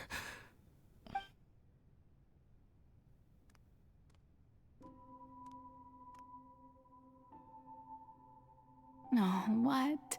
Getting sad again, are we? The authority of the ancient dragons shall soon be yours once more, O Hydro Dragon It's still Sovereign. sad though. And this is the face you make. all you've done throughout the years is just so you can sacrifice yourself at the very end. I've never quite seen it that way, you know. Even now, I'm quite pleased at how well my deception worked.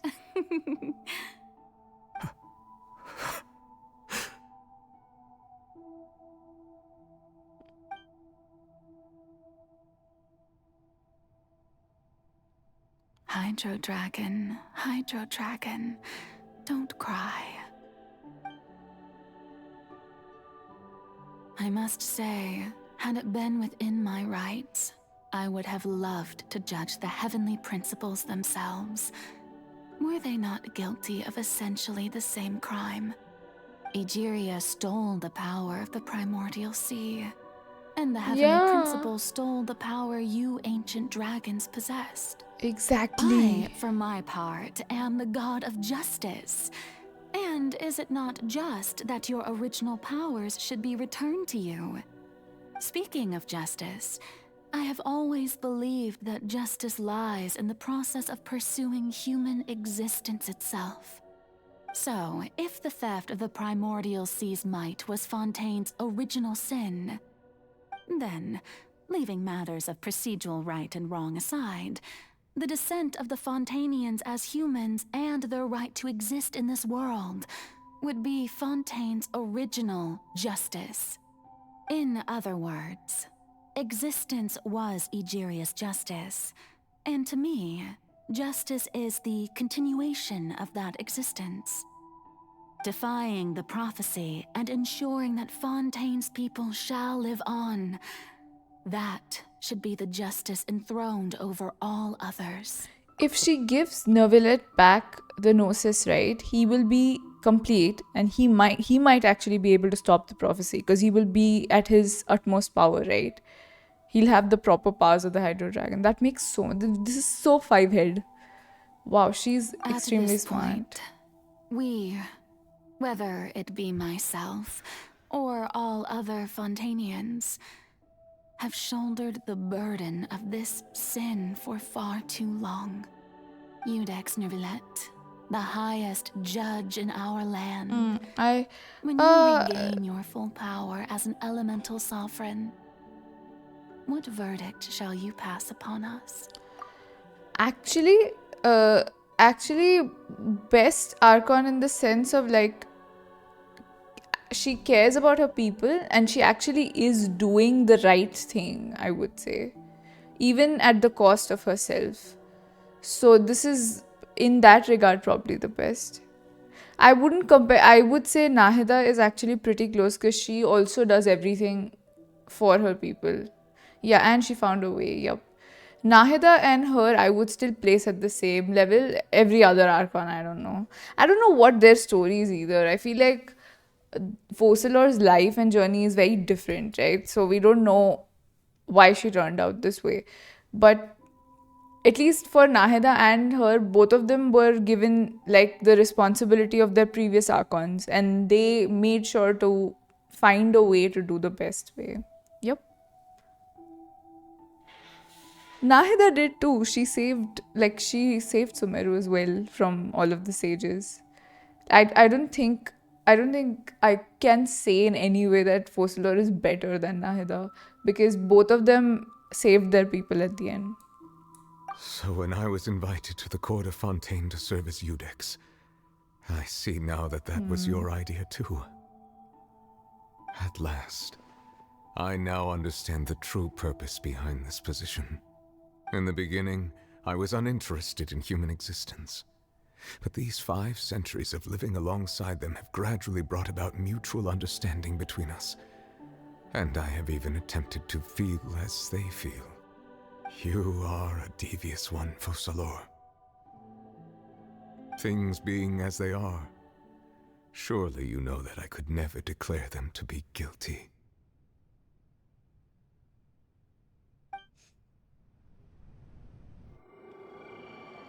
Oh no, are we gonna... The hour of my execution is almost here. For the sinner, the curtain call has come. I know I may not sound it, but faced with death, I find myself a little afraid. Perhaps this is one thing both gods and humans have in common.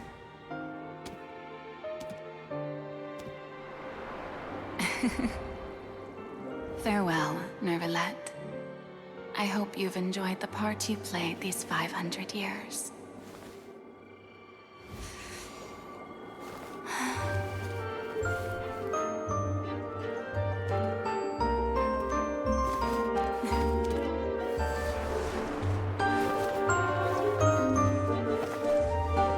They're both dancing now.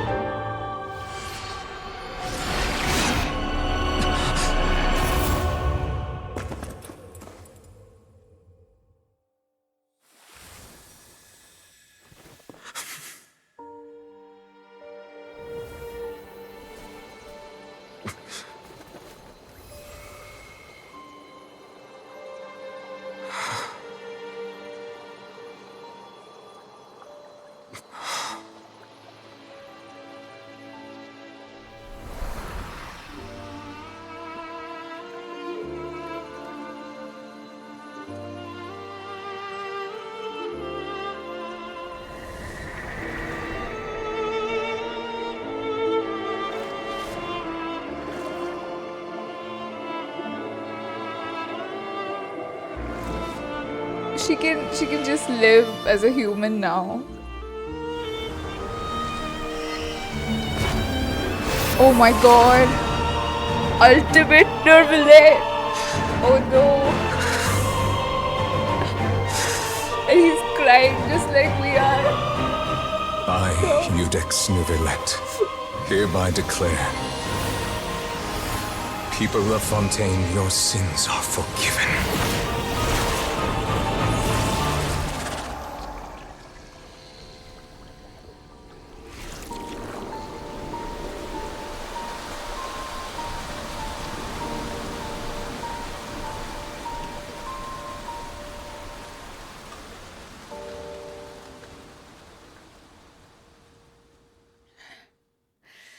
Bro, what is this game?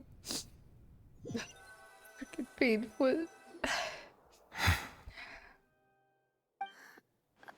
What just happened? Has the death sentence been carried out? Was that bright light some sort of misdirection? I have a feeling that something huge just happened. But since we're all still alive and haven't been dissolved, I assume whatever happened was good for us. It's time to end this. We must mete out punishment to that beast. Didn't you say just a moment ago that it can't be defeated? Now it I can. have gained the strength sufficient to deal with it. Through certain means, I now have the ability to separate the power of the Primordial Sea from that creature. We should seize the opportunity to pursue our quarry. You obtain power? Traveler, now that the oratories can no longer function, I require an executor to help me mete out justice. Okay. The root of the calamities befalling Fontaine, the beast that enacts the prophecy. Its name is the all-devouring Narwhal. Come with me, traveler. He also has dragon The hydro hour of power. He can execution do has something, surely. The hour of execution. Oh my god. Oh my god. Whoa.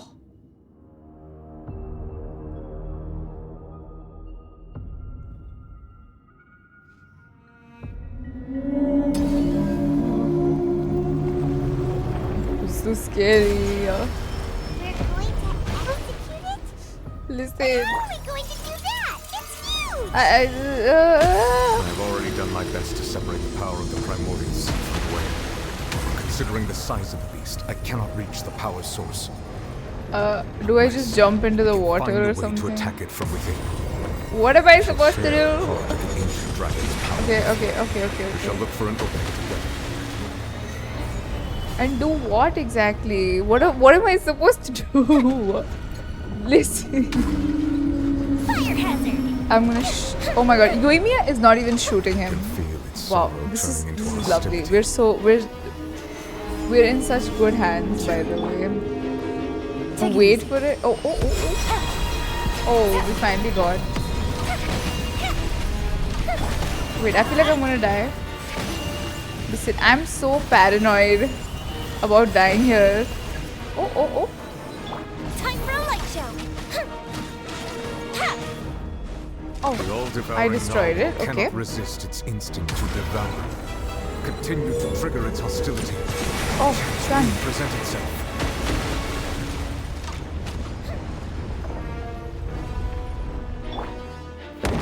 Solidify! No, I got the meter thing. Ah!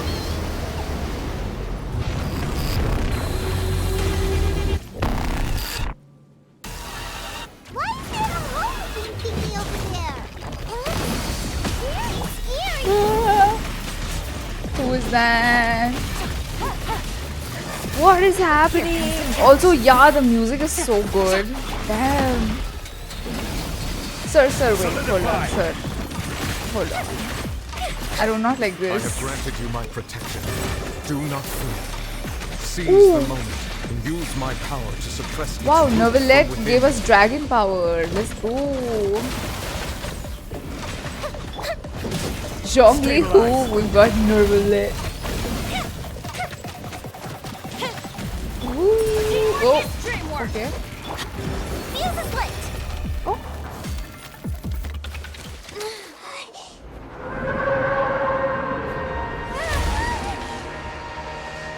Oh.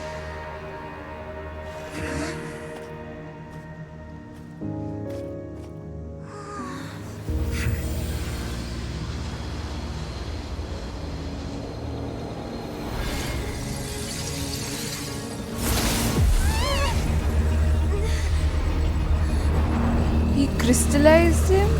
What?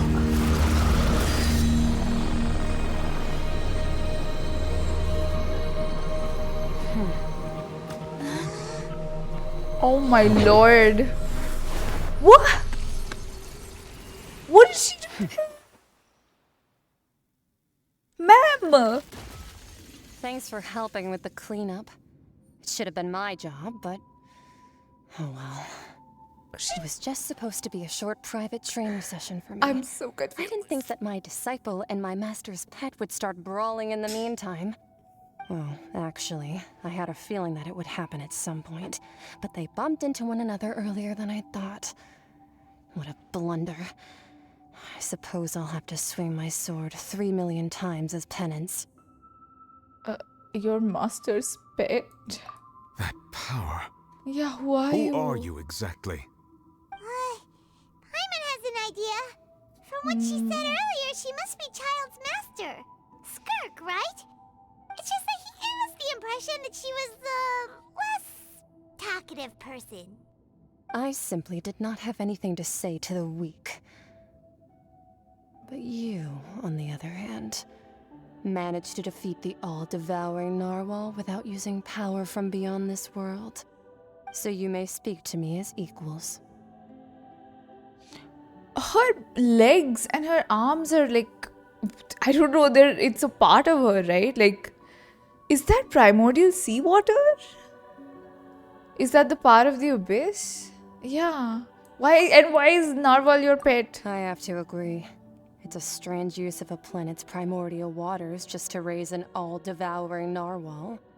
That kind of power is wasted on it. It's not cooperative. It eats too much. And I have more important things to do with my time than pet sitting. The only thing that creature has going for it is its looks. All in all, it fails as a pet. Miss Skirk? I think you might have missed the point. The point being? Well, being that this pet almost destroyed an entire nation. So what sort of person is your master? Well, Child's master's master. Wait, is that right? Oh, right. So you don't know him. Sorry, Him? I assumed you did. His name is Sertologi. Sertologi? Who? I'm sorry, who? I am unfamiliar with that name. Huh. So Master isn't sufficiently famous. How should I describe him then? Have you heard of the name The Fowl? The Fowl? Still nothing? Well, how about the Visionary? Vetterfulnir then? Go! Or Gold Rhindaughter? Ooh, that one we've heard. Rhindaughter's part of the Hexen Circle. Her master is Rhindaughter? But Rhindaughter is not him, right? Oh, so you do know that name. To be honest, I also heard all of those names and titles from my master. Oh wait, so I they're don't actually know different. They're them either. different. Okay. But I suppose you understand now, yes? My Oh. master is likely a similar sort to Rhindaughter. They are both pursuing some form of perfection. Wait, didn't you also mention a visionary person?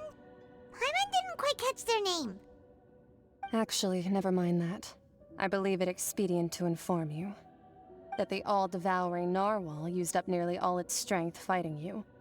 Such roiling hydro energies will prove difficult for the planet's deep seas to digest.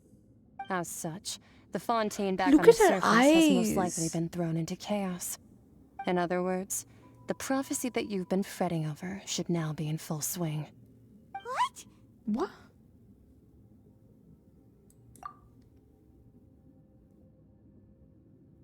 But Not to worry. Focalors has already managed to deceive the heavenly principles. In the end, the people will all be dissolved into the waters, and only Furina will remain, weeping on her throne.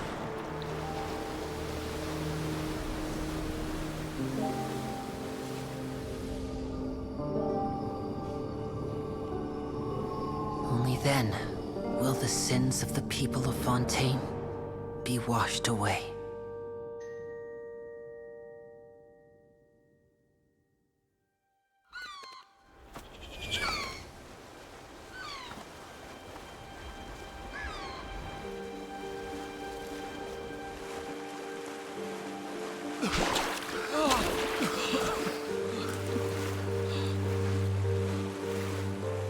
Hey! Help! Over here!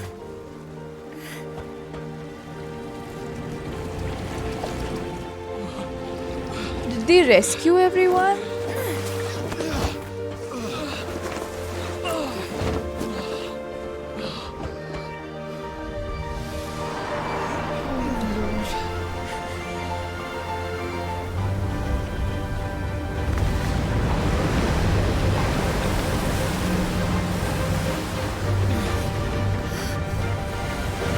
They survive. Oh my god, it's the Fortuna from the Forest of Meripede. All hands initiate emergency rescue. It's Noah's Ark.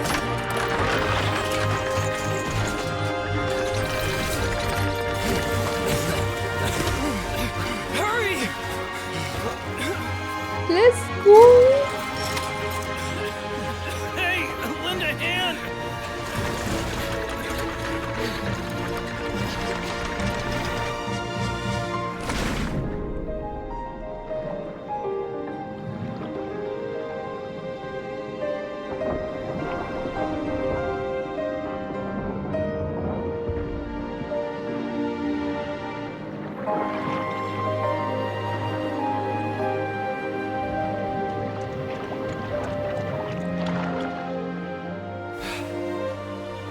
Look, the water's receding. Oh.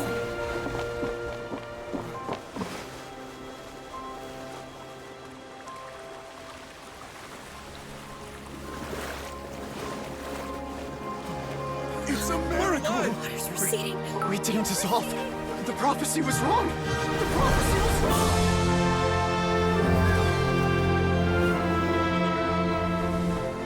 This is so beautifully shot, by the way. Oh my god, thank god they're not dead.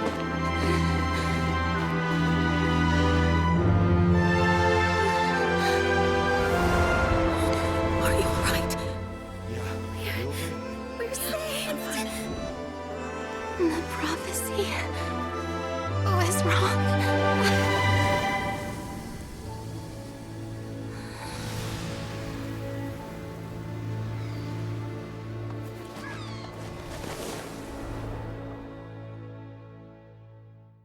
Yep.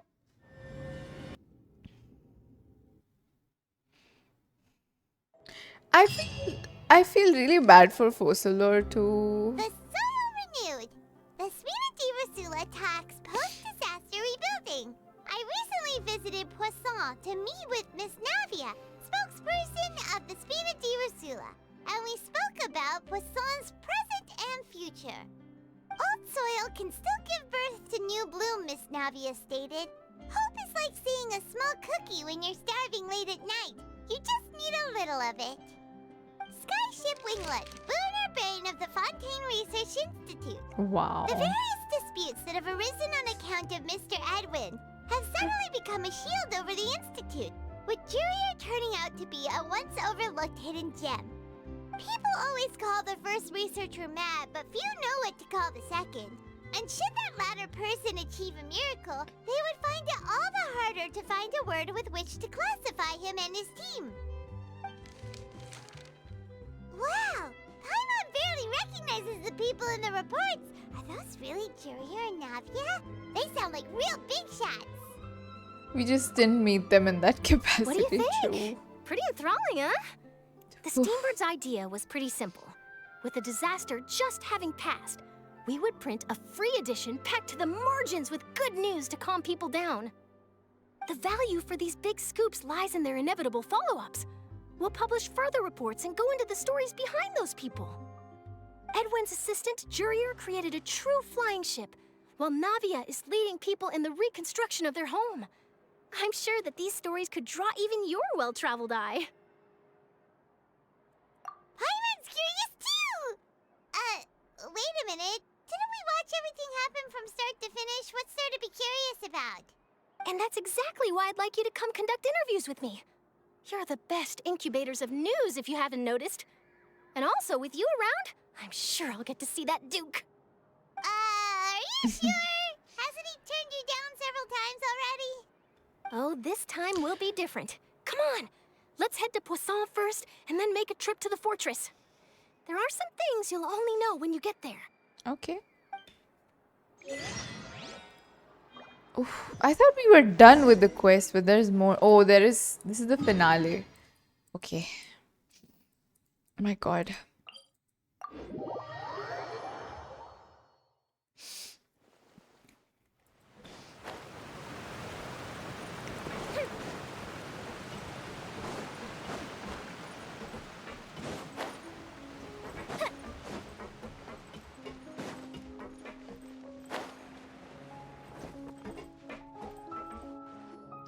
Charlotte's story quest. No. We just have to talk to Navia. Oh, it's you. What brings you all here? Hey, we're just having a look around. I'm here to update myself on how things are going here. Oh, the Fatui are here too. Let me introduce you. This is Mr. Garunt Snežević. He represented the Knave in sending us a large amount of supplies, and is helping with our work. Our residents are hard at work as well. Thanks to everyone, work is progressing nicely. We've lost a lot of people, but we're moving forward. That will have to be enough. Hello, Miss Charlotte. I'm a big fan of yours. I especially like that article you wrote last year about Fontaine's stray cats. Damn, he's like a proper fan. But if you don't mind, could you not emphasize our role too much in your report? It's not charity we're doing here. We just happen to share the same interests as the Spina. Since when did the Fatui become this nice, Keep it by as the simple way? as possible. Or would you be willing to feature as friendly neighbors? That would be fine. Thanks. Oh, you're back too. How are things? We finished laying down the construction materials. It'll be another hour before the workers are able to go over there. Huh? You're here too, Clorand? Well, her reputation's greatly risen after that whole duel business with Miss Furina. So she's here in Poisson to wait out the heat. All right. She really came here to help me out. There's too much to consider in the reconstruction of Poisson. The Spina has need of more decision-makers. And, well, I do already happen to be connected to Mr. Callis. Oh, wait just a moment. Do you mind me asking a few questions? You know, about how you felt before the duel, about what it was like facing down a god.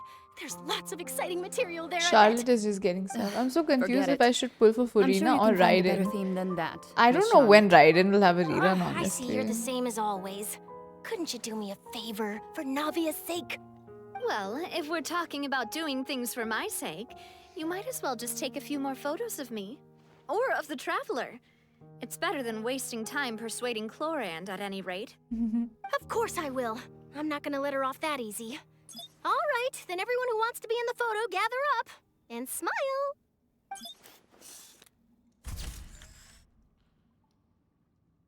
How did it go? Was it a good shot? Did Paimon look cute in it? Not bad. Your addition really helped the composition of the picture. All right, hang on a moment. Let me snap a few more shots. All right, that should do it. I'll be back here later anyway, so let's call it a day. You're very quick. Speed is of the essence when it comes to the news, and freshness is the key. Also, not to brag, but I'm pretty good at building connections. Who knows? I might eventually get that interview with you after all, Miss Clorand. Wow, you really do have that never say die spirit. I'm impressed. I'll hazard a guess that this is how you got that interview at the Fortress of Maripede. You already knew she was going, yep. Whoa, you're well informed. Let me make a guess too. I asked Sijuin who told Monsieur Nervillet, and he told you, right? That's a very complete information chain. In truth, all Monsieur Neuvillette asked me was, when did the fortress become so friendly towards the media? I told him that it was best not to speak too soon. There's no guarantee that Ridesley will make a personal appearance. You're right. I've got to treasure every moment I have with them. In which case, I'll be making a move first.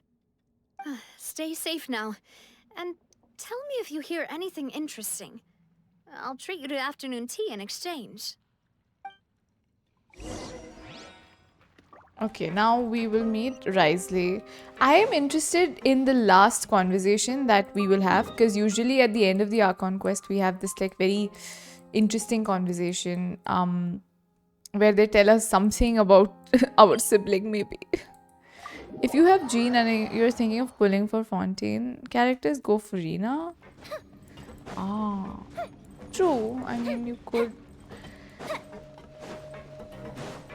I think if you're confused between Furina and Raiden, like, it's better to decide, like, based on how you feel about both characters, since, I mean, Furina is new and all, but Raiden's also good.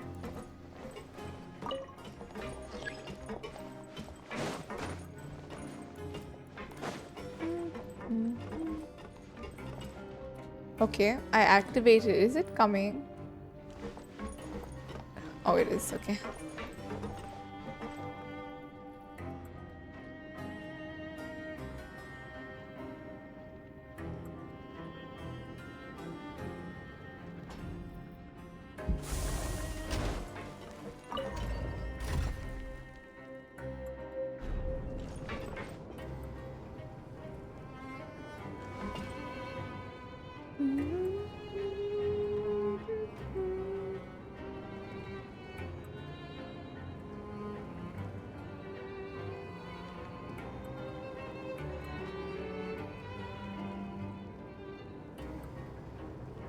Wow, this is like a really long way up, damn.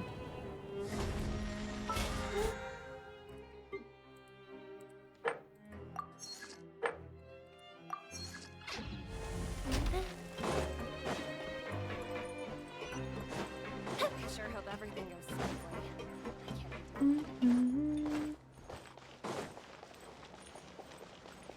Okay, we're gonna meet Risdy. Maybe after that, they'll tell us something.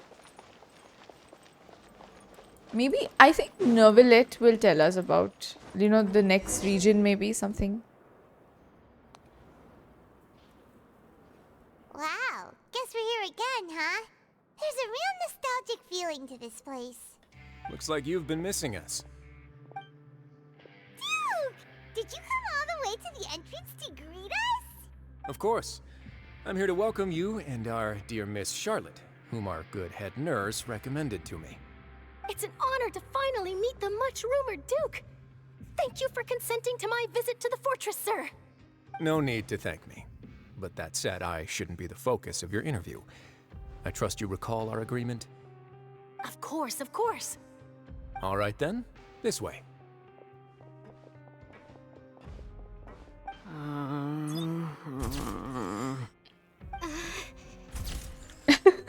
These two. Hey, no need to be so nervous.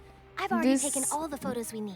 These people who fight with each other, Miss Charlotte, but might be a couple. do these pictures really need to be published on the cover of the Steambird? It would seem that Miss Lorvine doesn't want her face to appear beside that of Mr. Jurier. Sir, please don't say things like that. But it looks like dear Mr. Jurier denies it. Might this interview be very important to you then? No, I just... This is my first time being interviewed, and I'm very thankful to the Steambird for... Now, I might not look it, but I actually did meet Mr. Edwin once. And I'll be honest, I enjoyed chatting with you more. You've definitely got more of that genius vibe going on. The boat that brought about a miracle, the ark that saved the people. Why, you recreated a myth back there, like an emissary of legend. Still, if I might ask, where's that flying ship now? Huh. Looks like Charlotte's trying to get herself another exclusive scoop. I have to apologize, but that ship is presently in the bowels of our factory. I'm afraid it won't be easy for you to get a shot of it. Hi, Loki. Really? Hello. Well, then in that case, could I have an interview with you to make up for that loss? You already know my answer, I'm afraid. Best you interview our head nurse instead. Or perhaps you'd like to take another photo of this couple of researchers? Did you really have to use the word couple? Well, then, 2 solo photos will do. Is my hair messed up? Please, someone help me have a look. Things sure are getting pretty lively here. We've seen this kind of thing before.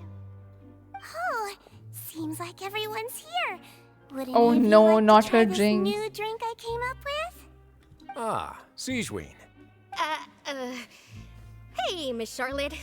Why don't you, take some pretty photos of our head nurse? Sure. Come on, Miss Sijuane, over this way. Let's find a brighter spot. Sure. Do I have to smile? So, how have things been at the fortress? Same old, as you can see. Fontaine's undergone some changes, but this place is still more or less the same. Other than that flying ship, it got a tad too much attention, I think. That's why I decided to let the interview go through. We should direct more public opinions toward the behind-the-scenes heroes. Am I right, Mr. Jurier? Miss Lurvine? You're too kind, sir. I believe that you too should have your day in the sun.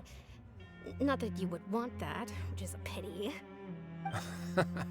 I'll just leave the spotlight to you two.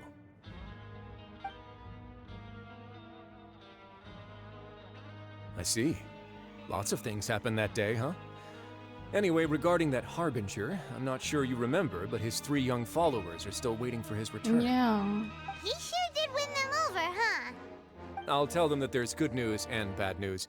The good being that their boss seems fine, and the bad being that they must face extended sentences for abetting his escape. Oh, actually, what about you? Are things gonna change for you too?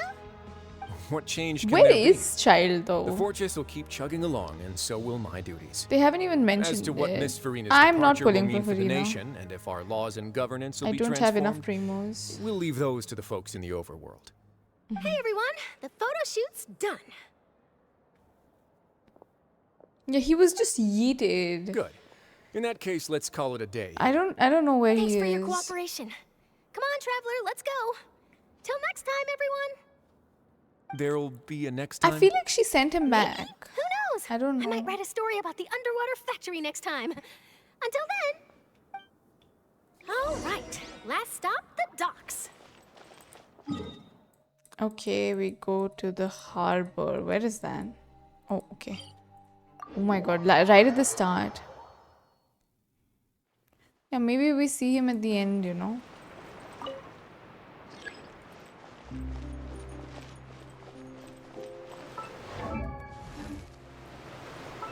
Up. I pressed V. Thank you. The lift is running. Huh? Huh? That is so okay. Can't I just like jump off or something? Yeah.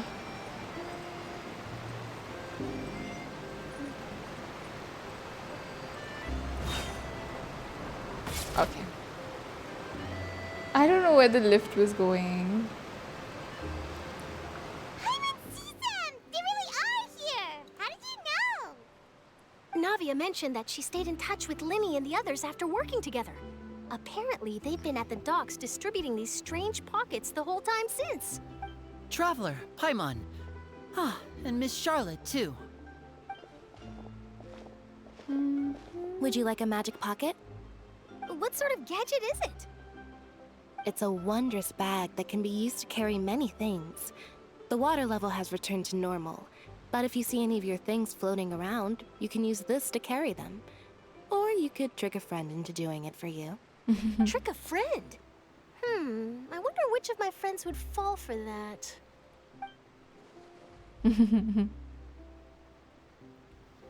You could just make a friend like Fremine here. Isn't that right, Fremine? Is this what you meant by, I'll help you make some more friends? To be honest, that sounds pretty sweet. Could I have your contact, please? Sure. Write down my address. Please, write down my address. You sure are working hard to help Furina socialize. He called him, like, he called her to his He was house the one actually. who proposed doing this. He even wants to assist in our magic shows.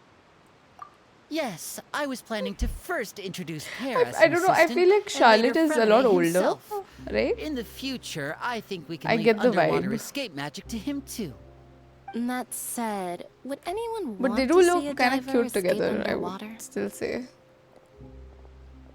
Oh, it'll They just work left out. together. Every journey begins with the first step. I mean, He'll she's a become part of working our show professional journalist, right? So I'm assuming she's Lynette, not like a child. Could you come over? Miss Charlotte says she wants to take a picture of us. Unless she's a prodigy, maybe. Also, Fremine could be an adult. Charlotte is rather perceptive. She Yeah, got she rid must of be in her everyone the 20s. moment she realized I had something to say to you. So, how have things been, traveler? Is Linny trying to riz again? I'm doing alright. Father says that you did a great deal during the latest events. She's very grateful for your contributions to Fontaine. That's alright. We were more than happy to help. So, what's she doing now? Oh, I guess you haven't heard.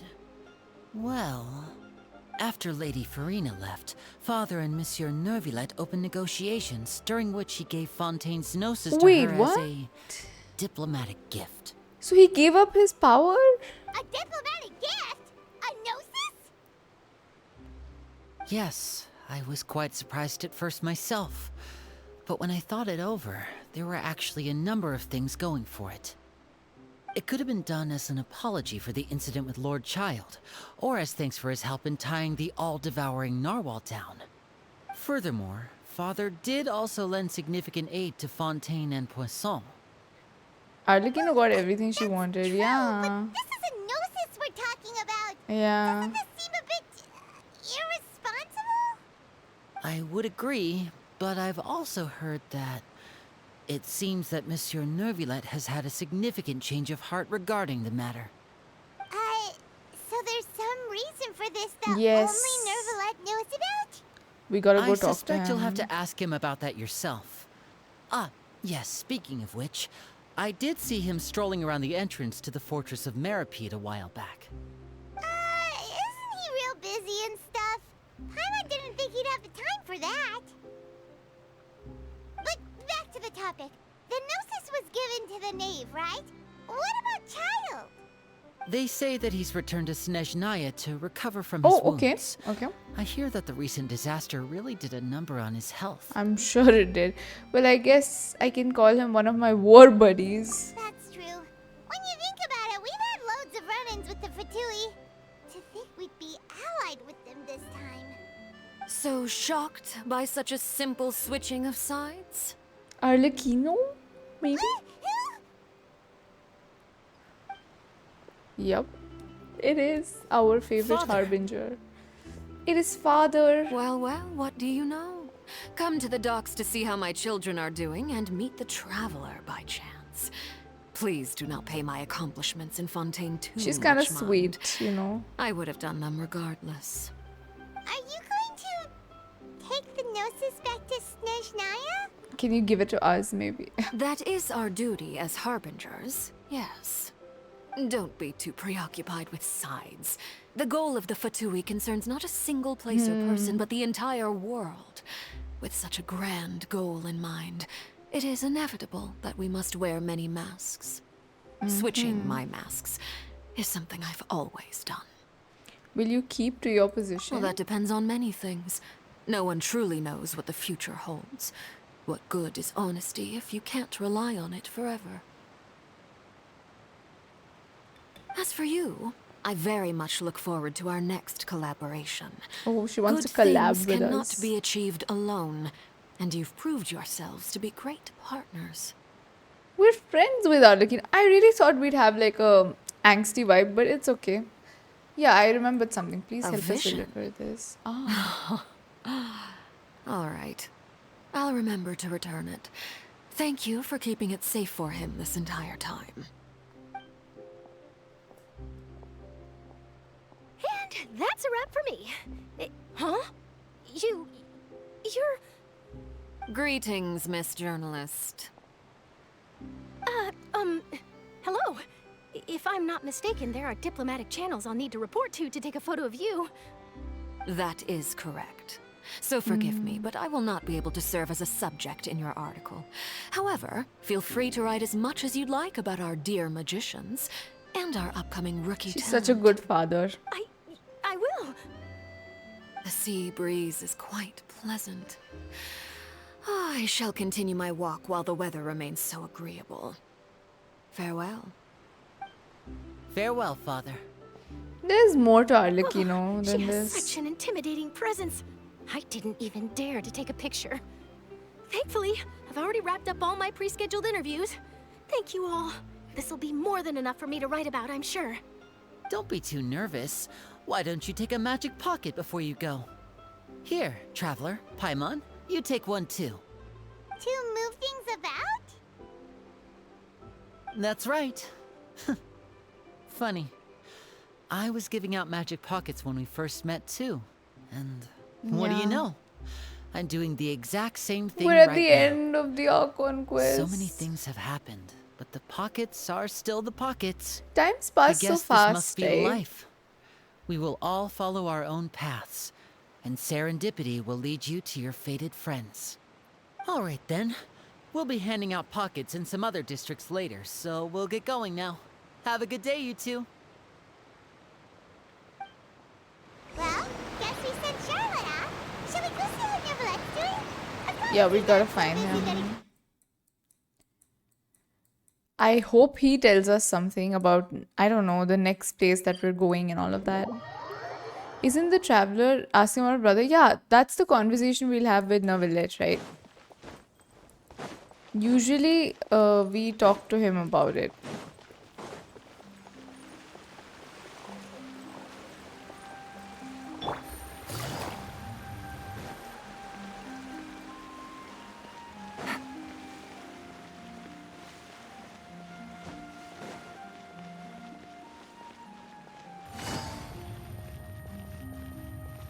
The entrance to the fortress! Ooh, he Ah! there! Oh my god, I was gonna fall off. Yeah, that person's name, I'm gonna have to watch that again to figure out how to say that name, by the way. I forgot. I will drink it. Oh, B. So, you really are here, Neverlet? Paimon didn't think you were going to have free time this hour of the day. Really? Oh, I suppose you must have met Mr. Linney. He took the time to greet me earlier when he passed this way. In any case, you came at a good time.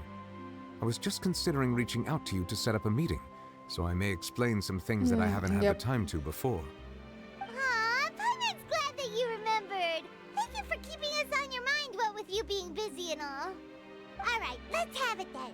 How was Fontaine actually saved? The whole business is still quite the mystery to us.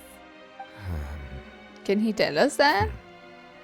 It is strange how words can often leave a bitter taste in the mouth when it finally comes time to say them out loud.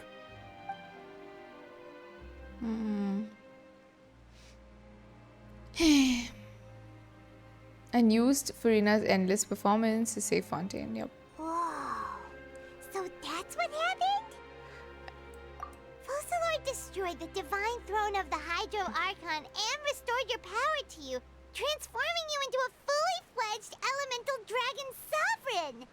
But Paimon still doesn't quite get what you did to save the Fontainians from dissolving. For me, the authority of the ancient dragons refers to absolute control over the hydro element. That you let go Fontainians of, were by the way. incomplete humans born of Egeria's use of the power of the primordial sea, with constitutions similar to that of mimics.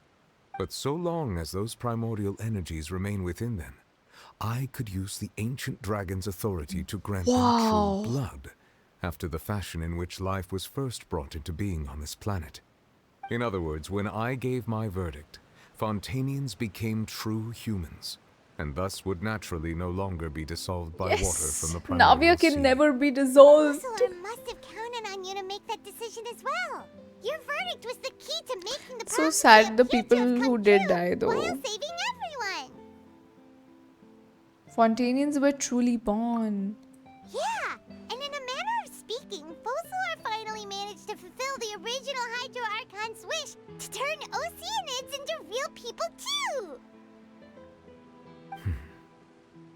It seems from your expressions that you still have more things you wish to ask.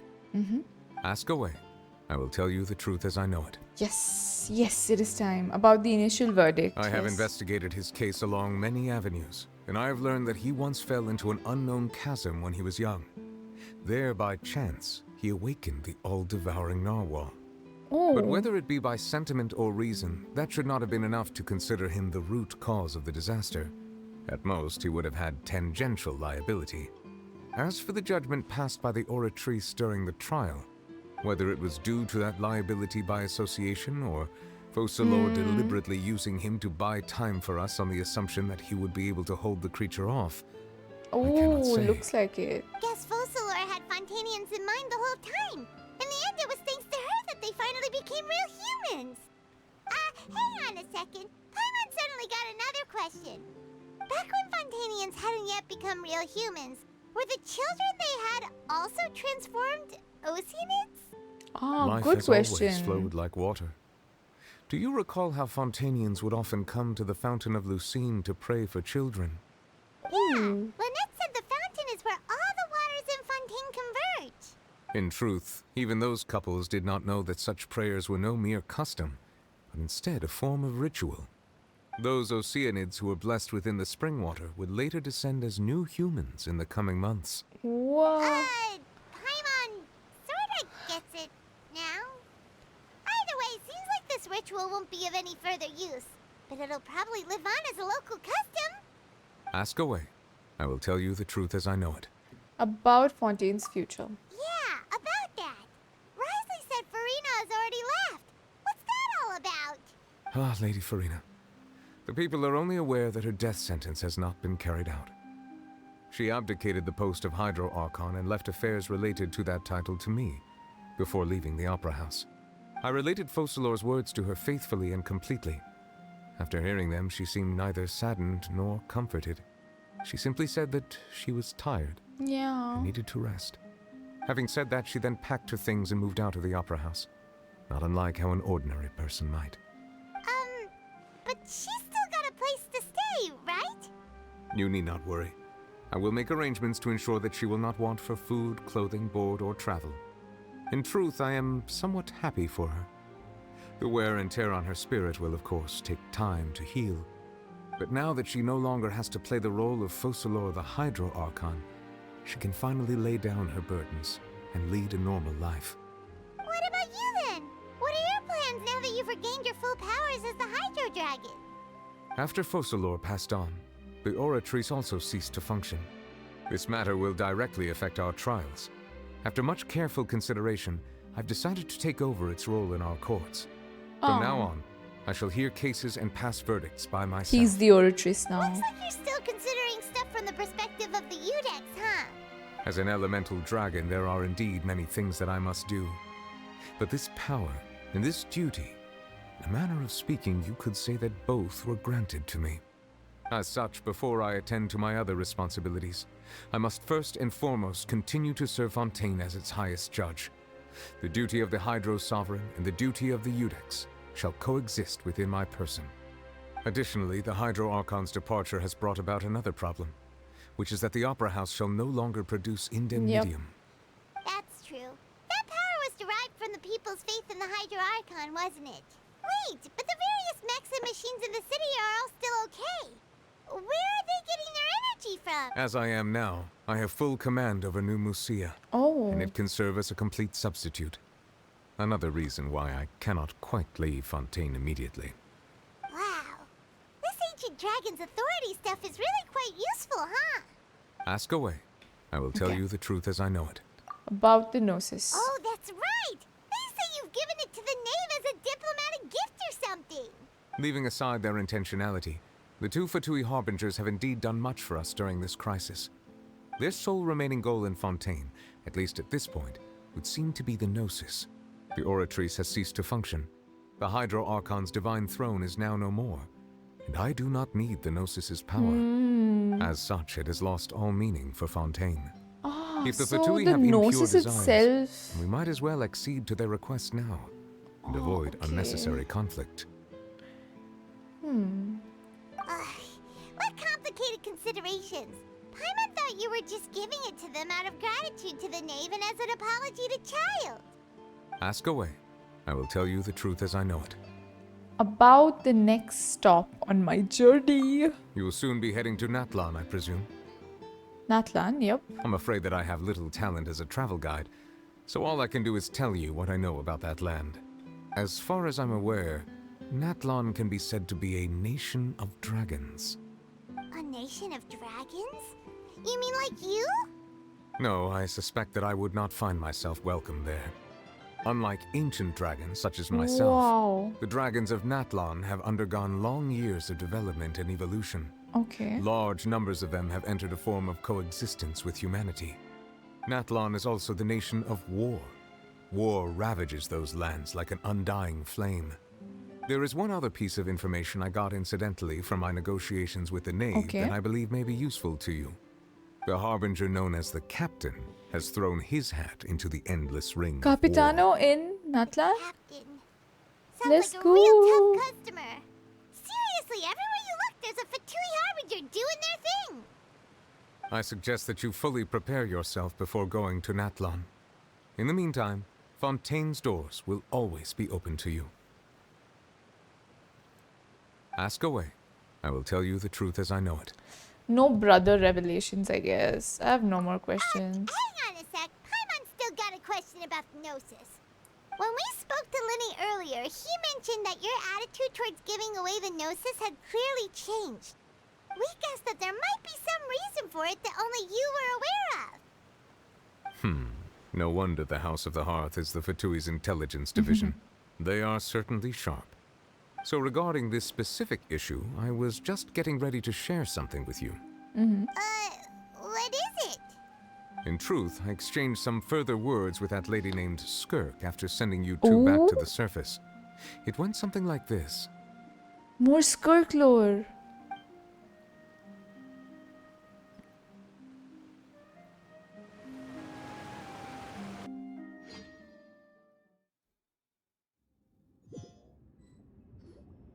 Well, we're going to head topside to see what's going on. You hurry over soon as well, all right, Nervalet? What next? The all-devouring narwhal isn't here, so I'm no longer getting any interference. I can finally catch the scent of your power, what it's made of. It is the authority of the planet's primordial dragons, but with something very similar to a god's curse mixed in. It's quite a novel blend. I'm sure I've encountered something like this before. What was it again? I do not know what you speak of. Ah, of course. How could I forget? You should have the remains of the third descender on your person, yes? Remains? I've never heard of any such thing. Huh. What? According to your parlance, I believe it may be called a gnosis. Huh? Well, that much is true. After Focalors' divinity faded, she handed her gnosis She's to the me. third descender? But I fear I have never heard of it described in the manner that you just did. I've been training with my master, the Foul, ever since I was young, and I have never returned to the surface since. So most of the information I possess, I got from him. It is only natural for those who are Wait, it greater could be... than humanity No. to possess a different sort of brain. common sense, which is why there are so many problems in our attempts to communicate with humans. Regardless, you should probably get rid of objects of misfortune to prevent any disasters from befalling you. To live in itself is a blessing. But once a person dies, the bonds he once had with this world Yeah, shall it may all be turn to Ageria, yep. curses. What do you mean by that? No need to fret. These are just my personal thoughts. And my reason for no longer wishing to return to the surface. This third descender you refer to, who are they? Yeah. And when did they die? Master never mentioned them to me. Perhaps it just wasn't that important for me to know. If you're interested, though, I could ask him. I'll be sure to pass the answer on to you next time. When do you Next think we time? will see you? You believe we will meet again? I do. Wait. I have a disciple of my own, don't I? He can be the messenger then.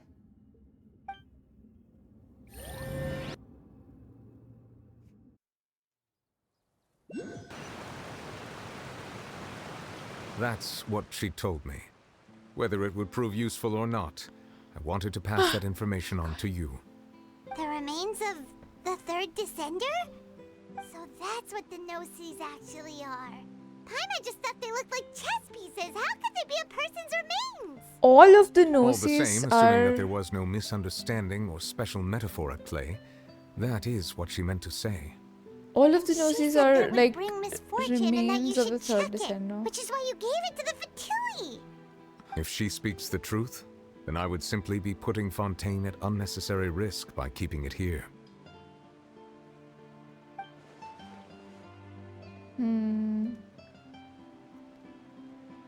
I am the fourth one.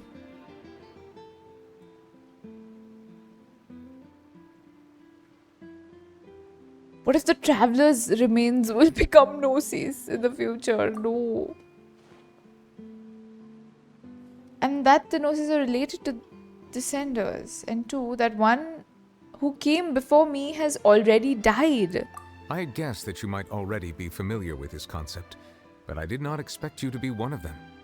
That means that the Gnosis, which are exceedingly element compatible and can even enhance elemental abilities, do indeed come from the third descender. I wonder, does your body also possess similar properties? It does though. Like being able to use elemental powers without a vision. That does sort of count as special compatibility, right? No, let's not think about this stuff right now. It just feels creepy. Comparing the Traveler to the dead third descender and all. Don't worry, I won't die so easily, true. That's what you say, but this topic still feels like bad luck. Is the traveler gonna die? Once Child recovers, let's get some more answers out of him.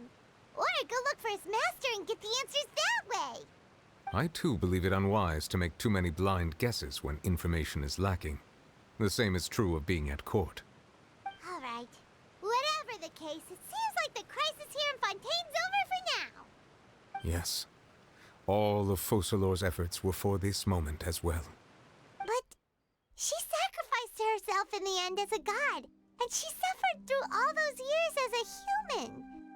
Was that really what she wanted? Yeah, what a sad I end. suppose that would be the mystery of a god's will. Can you understand the will of the gods? I suspect not.